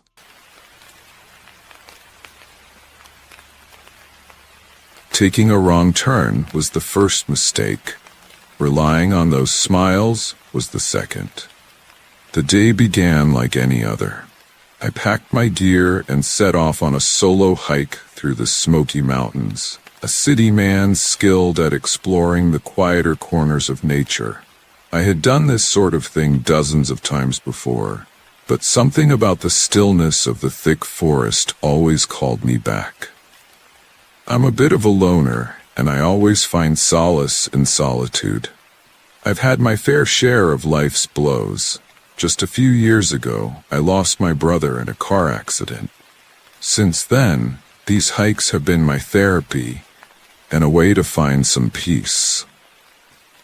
I never expected this hike to turn into anything other than the usual trek through thick foliage. I felt the weight of my backpack and the crunch of leaves beneath my boots. I had mapped out a trail that would take me through some of the lesser-known paths. It was supposed to be a peaceful trip, just me and nature. No distractions, no people. But somewhere along the way, I must have misread the map or maybe got lost in my own thoughts. I found myself on a path I didn't recognize. As the sun began to set, painting the sky with hues of orange and pink, I realized I had strayed off course. I pulled out my map, trying to get my bearings. That's when I noticed a narrow, winding dirt road through the trees. It wasn't on my map, but it looked like a shortcut that might lead me back to the right trail. I decided to follow it, hoping it would intersect with the path I was meant to be on. The road was rough and overgrown with weeds, clearly unused for years. I kept walking, determined to find my way. The forest around me was thick, and the tree canopy blocked much of the remaining light. Then, I heard faint sounds of laughter and conversation. I was relieved to hear human voices. I quickened my pace, rounding the bend. I stumbled upon a clearing. There was a run-down cabin, smoke slowly rising from the chimney. A group of people, men and women, stood around a fire, the flames casting flickering shadows over their bodies. They turned to look at me as I emerged from the trees. Their expressions were a mix of curiosity and amusement. A large man with a thick beard spoke first, his voice gruff but not unfriendly. "Looks like you took a wrong turn somewhere," I said, trying to keep my tone light.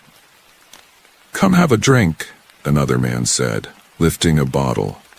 He was younger, maybe in his late 20s, with a sly smile that didn't quite reach his eyes.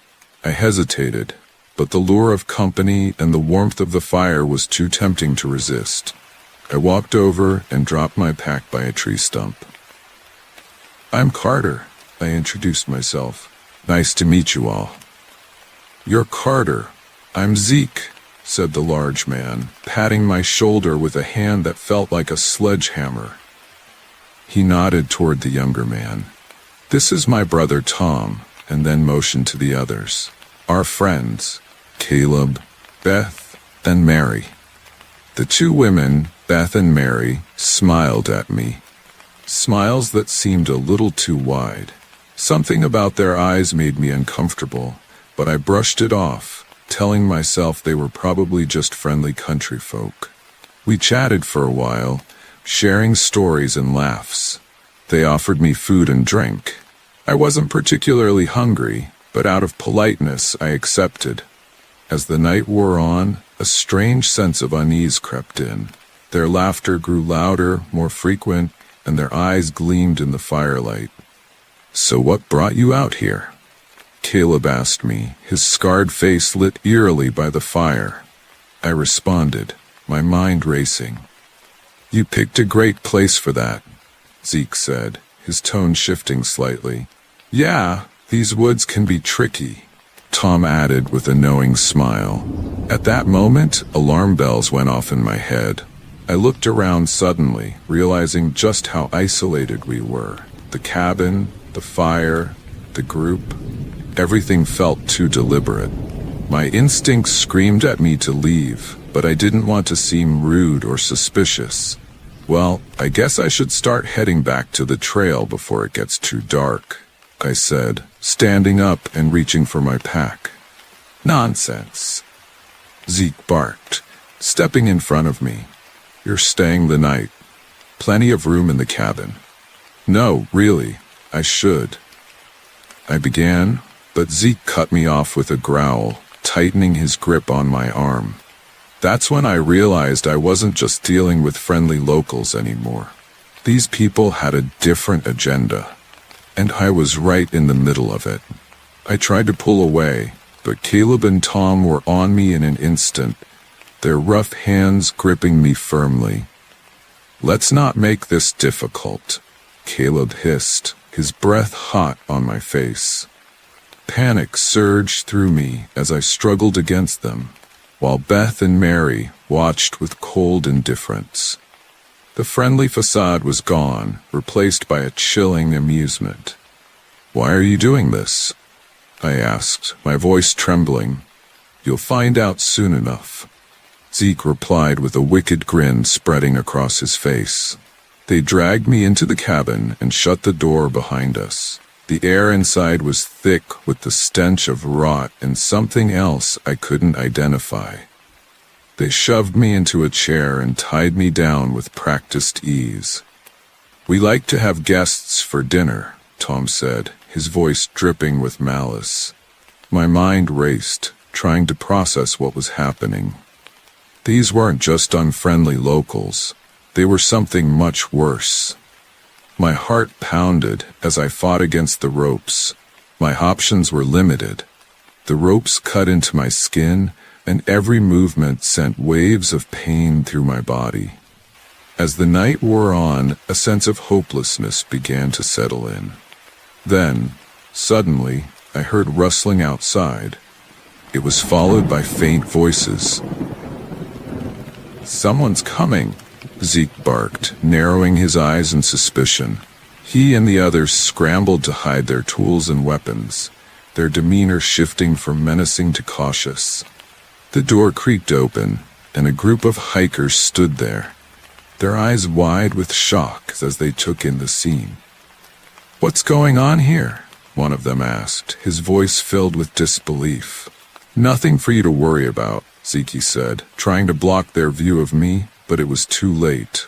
The hikers saw that I was tied up and beaten. Their expressions shifted from confusion to anger. "Untie him now," one of the hikers shouted as he stepped forward. Zeke hesitated, his eyes darting between the hikers and his family. He knew he was outnumbered, and with a frustrated snarl, motioned for Caleb and Tom to release me. They helped me to my feet, gently but firmly, and led me out of the cabin. As we made our way back to the main trail, I glanced back one last time. The family stood in the doorway, their eyes filled with hatred and defeat. The hikers didn't ask many questions, and I didn't offer many answers. We walked in silence, the weight of what had just happened hanging heavy in the air. When we finally reached the trailhead, they called the authorities to make sure the family was dealt with. I thanked the hikers, my voice hoarse with exhaustion. They nodded kindly, but they were clearly shaken as well. That night taught me a lesson I'll never forget. Nature might be a peaceful refuge, but sometimes it hides the darkest of secrets.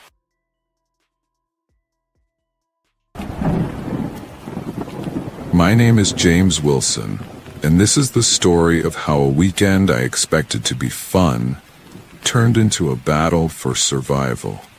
The story began when my friend Michael and our friend Sarah invited me to join them on a camping trip to a remote area in the forests of northern Maine.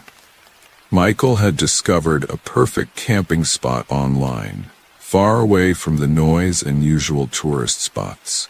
He loaded the car with all the camping gear, snacks, and a cooler full of drinks, and our spirits were high as we were excited for the upcoming adventure.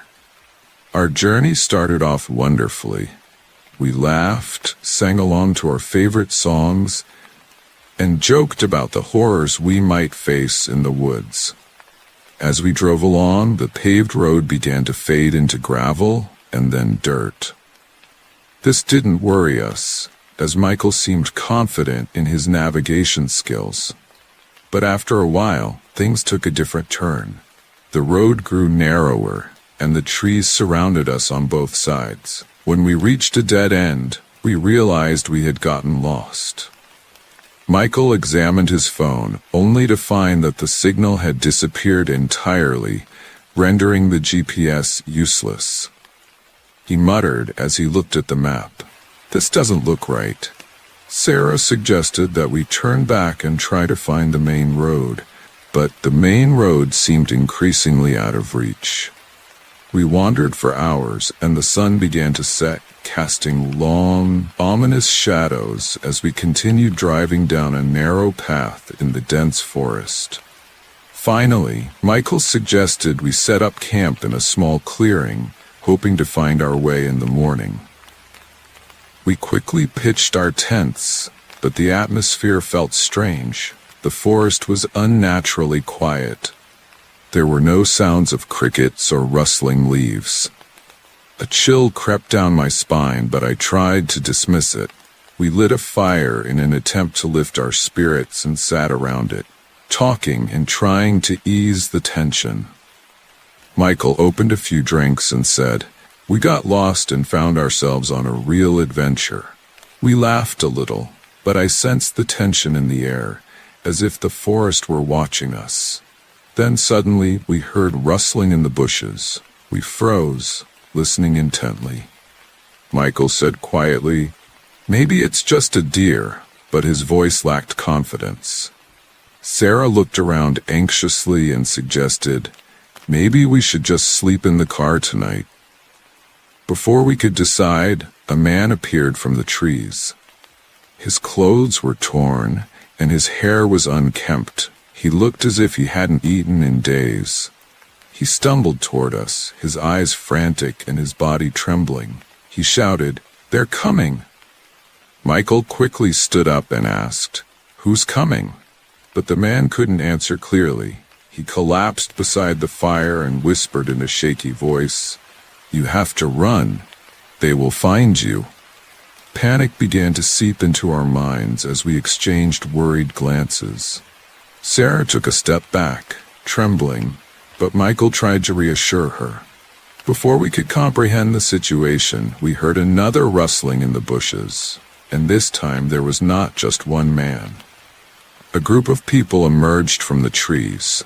They looked bizarre, with tattered clothes and hungry, wild eyes fixed on us.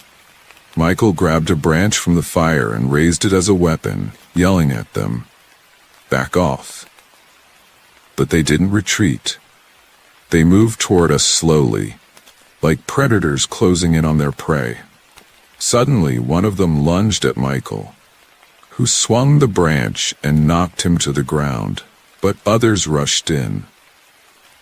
Sarah screamed and tried to run, but one of the attackers grabbed her from behind. I felt an overwhelming urge to protect her, so I charged at them and pushed him away. We managed to flee and ran toward the car. We sprinted as fast as we could while Michael was still fighting them. Once we reached the car, we jumped inside and slammed the doors shut. Michael was still outside, struggling against them. I screamed at him to get in, but he was cornered. Suddenly, he swung the branch violently in a last-ditch effort to defend himself and managed to escape to the car just before more attackers closed in. He climbed in quickly and slammed the door, shouting, "Go! Go!" I slammed my foot on the gas, and the car surged forward, leaving those figures behind in the darkness. My heart was pounding fiercely, and I had no idea where we were going. The forest seemed endless. We drove all night, constantly glancing in the rearview mirror, fearful of seeing them again. At dawn, we stumbled upon a rundown gas station. It felt like a blessing from heaven, but at the same time, it resembled a trap. The place was abandoned, the windows boarded up, but one pump was still operational. As I filled the tank, I noticed a small girl standing at the edge of the forest. She was dirty, with torn clothes, and her eyes were filled with fear. "Are you okay?" I asked cautiously. She shook her head, tears streaming down her face. "They took my brother," she whispered. Sarah looked at her sadly and said, "We can't leave her here." But Michael hesitated. "If we go back into the woods, we might not make it out again." But I couldn't leave the girl alone. I said, "We have to try. We can't leave her brother behind." Michael reluctantly agreed, and we followed the girl's directions back into the woods. Every shadow seemed to hide a threat, every rustle a potential attacker. We soon reached a clearing where the girl said her brother was held captive. It was an old, abandoned cabin, its windows dark and menacing. We approached cautiously, weapons ready. The air was thick with the smell of decay, and the floorboards creaked under our weight as we moved through the downstairs rooms. We found him tied up, barely conscious but alive. "We're here to help," I whispered as I cut his bindings. His eyes fluttered open slowly, and he managed a weak smile. But our relief was short-lived when we heard the door open upstairs and the attackers burst in. We fought desperately, but they showed no mercy. The girl's brother was too weak to walk, and we had to drag him through the chaos we had entered. The car was colliding with the attackers who were surrounding us, forcing us to slam the gas pedal down and continue down the road as they disappeared into the distance. The journey back to civilization was a blur. We were exhausted, covered in blood and dirt, but we had survived. We reached a small town and stumbled into the sheriff's office, breathlessly recounting our story. At first, the authorities didn't believe us, but when they saw our condition and the evidence we had, they launched an investigation. The attackers were real, and their hideout was found with the remains of their previous victims. In the end, we survived, but the experience changed us. We faced something unimaginable and made it out alive, reuniting the girl with her brother and their family, while we returned to our lives forever, carrying the horrors we faced. There's no dramatic ending here, just a return to normal life forever changed, but on the surface, life goes on as it is. Yet somewhere deep in the forests of Maine, shadows still hide secrets, and the memories of that night linger in our minds.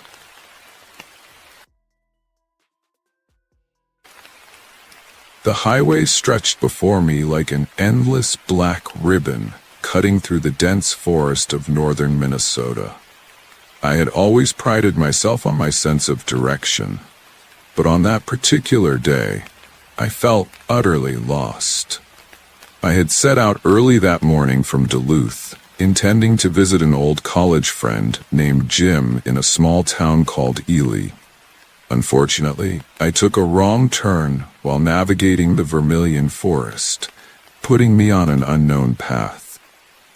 My name is Mark Turner, and I have a habit of taking scenic routes, but this time, that habit led me astray.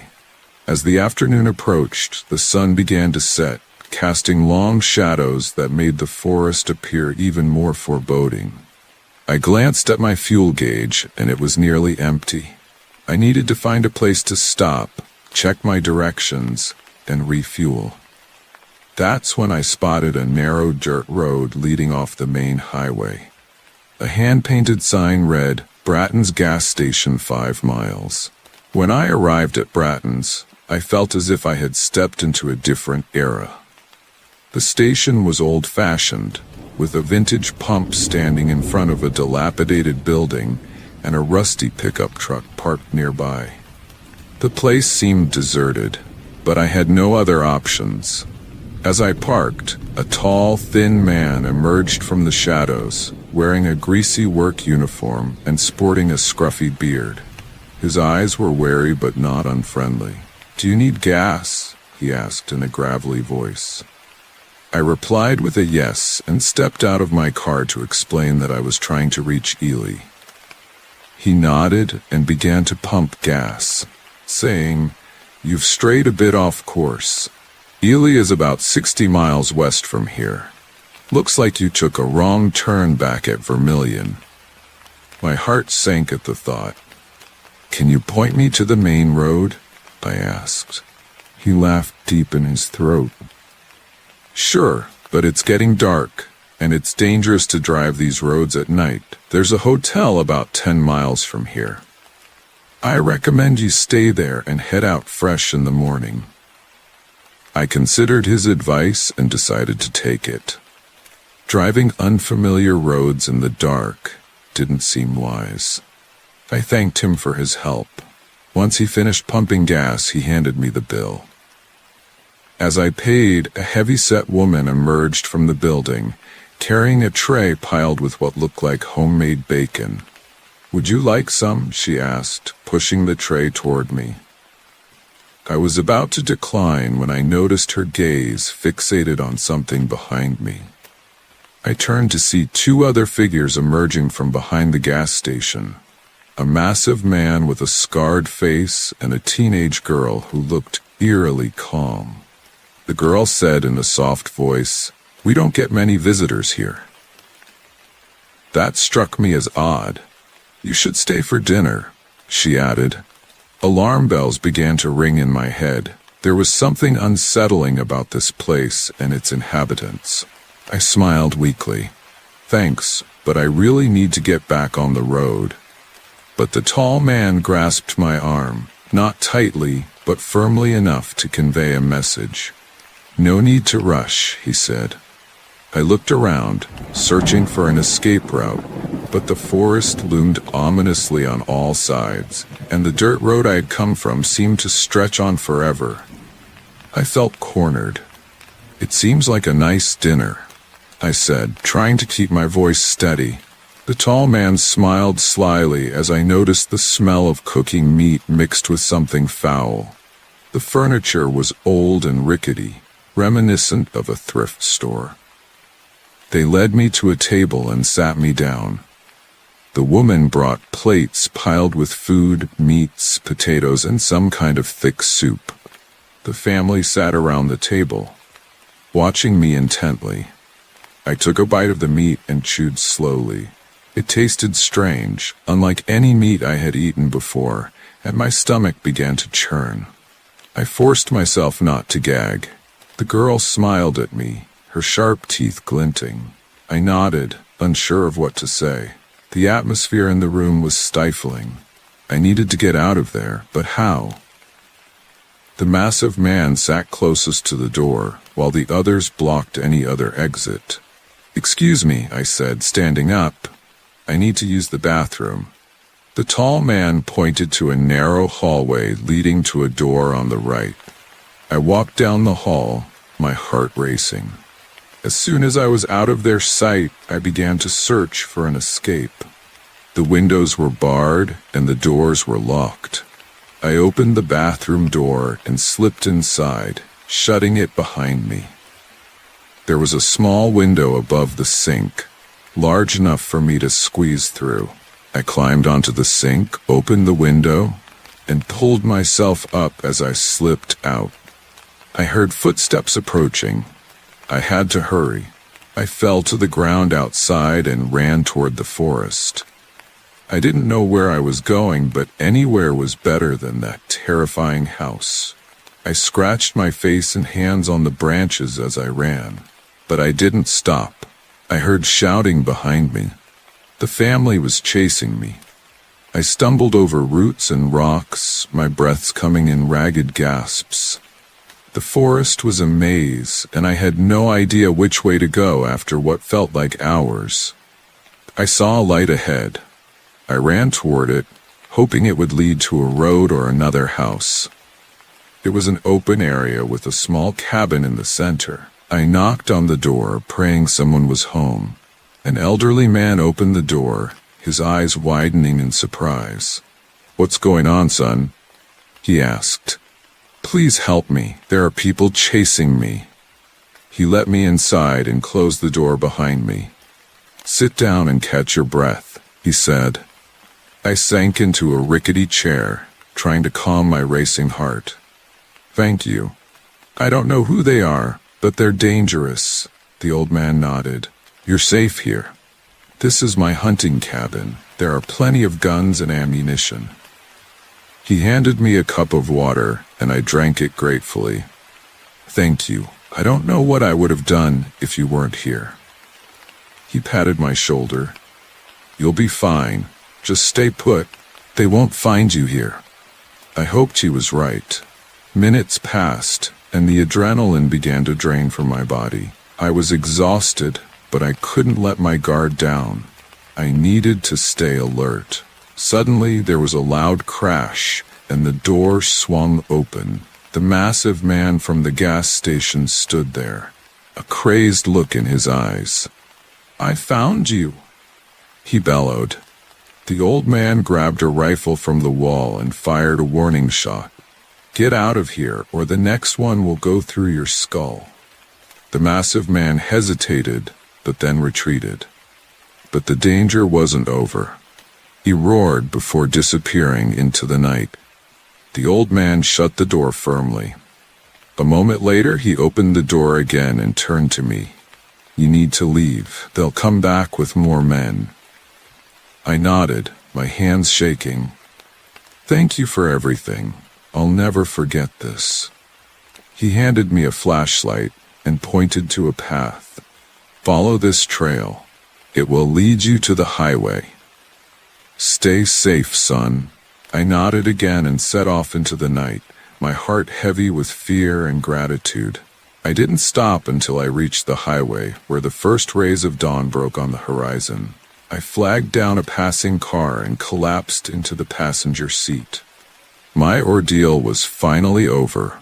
I never found out what happened to that family or why they targeted me, but I knew one thing for certain. I would never forget that night in the Minnesota woods.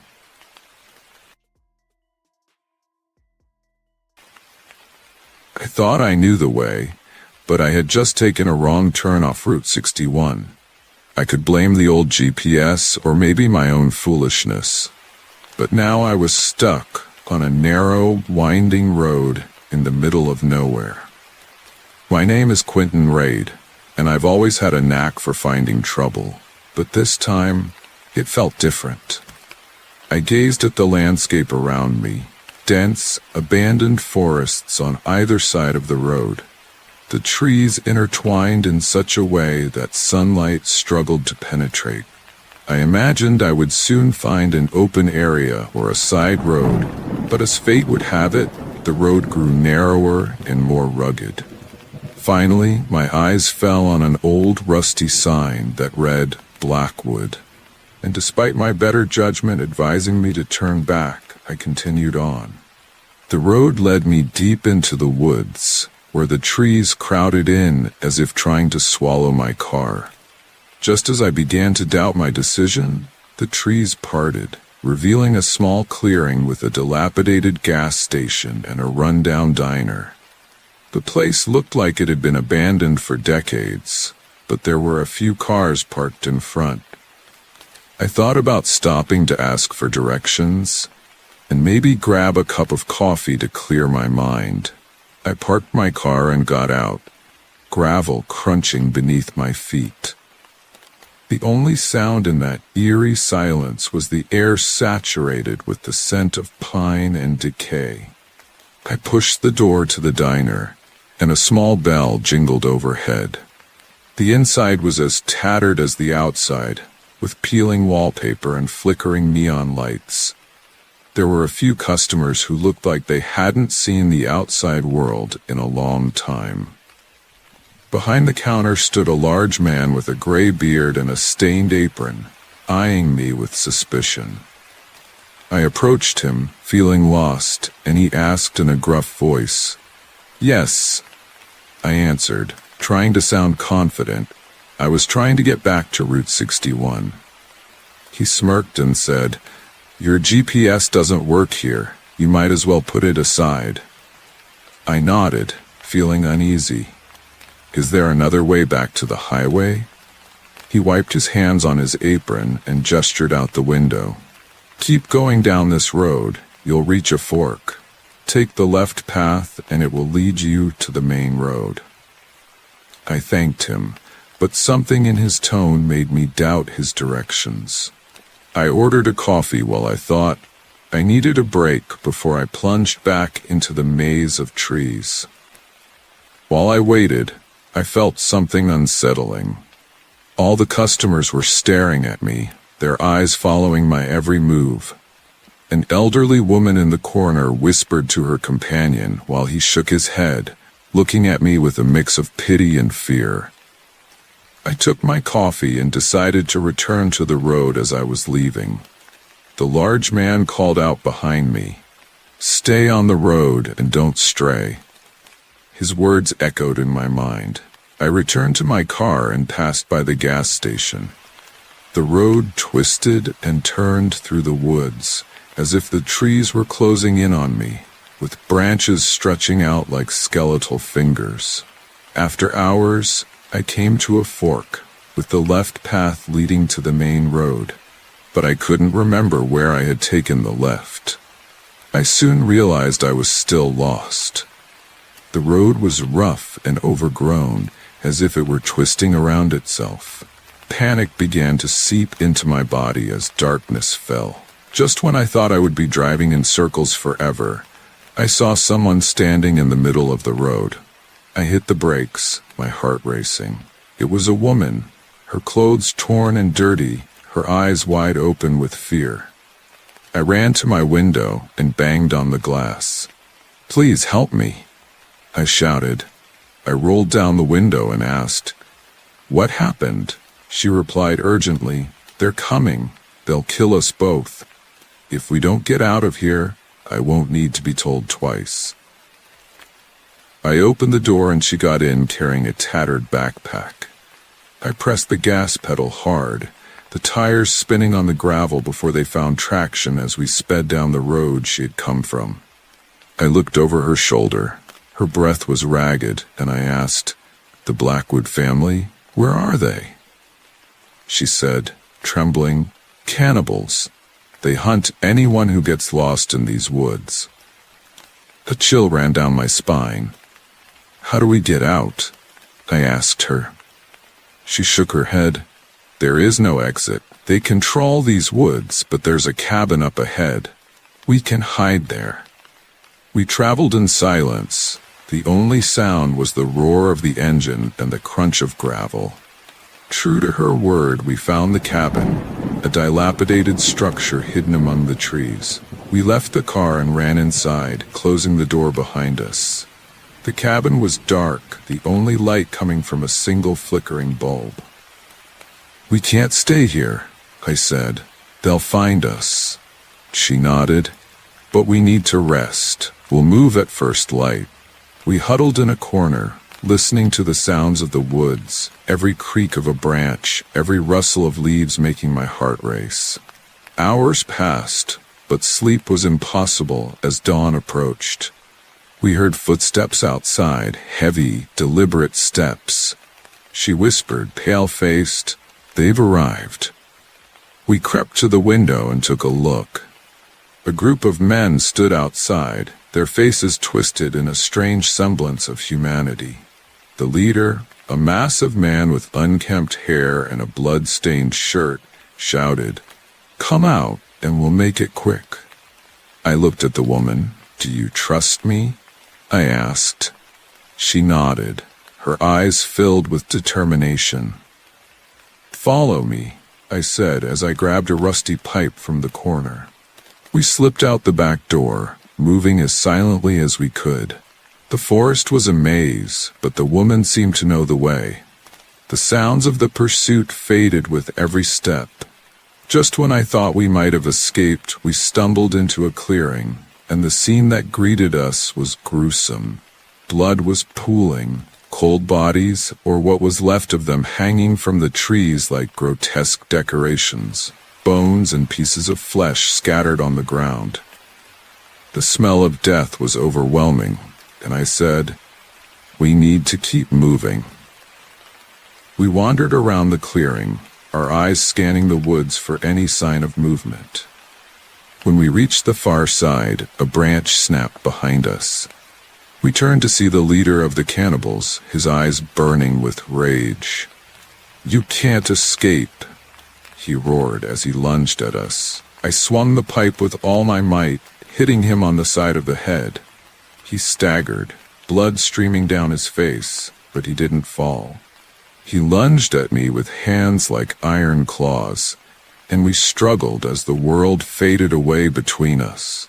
I heard the woman scream, but her voice seemed distant and unimportant amid my desperate effort. I managed to bring the pipe down on his head again, and this time he collapsed to the ground, his body twitching. Before I could calm down, I staggered back, gasping for air with trembling hands. "We have to go," the woman said, pulling me to my feet. We ran through the woods as the sun rose higher in the sky. Finally, we managed to break through the trees and reach a main road. I had never been so happy to see asphalt in my life. We flagged down a passing car, and a kind old man agreed to take us to the nearest town.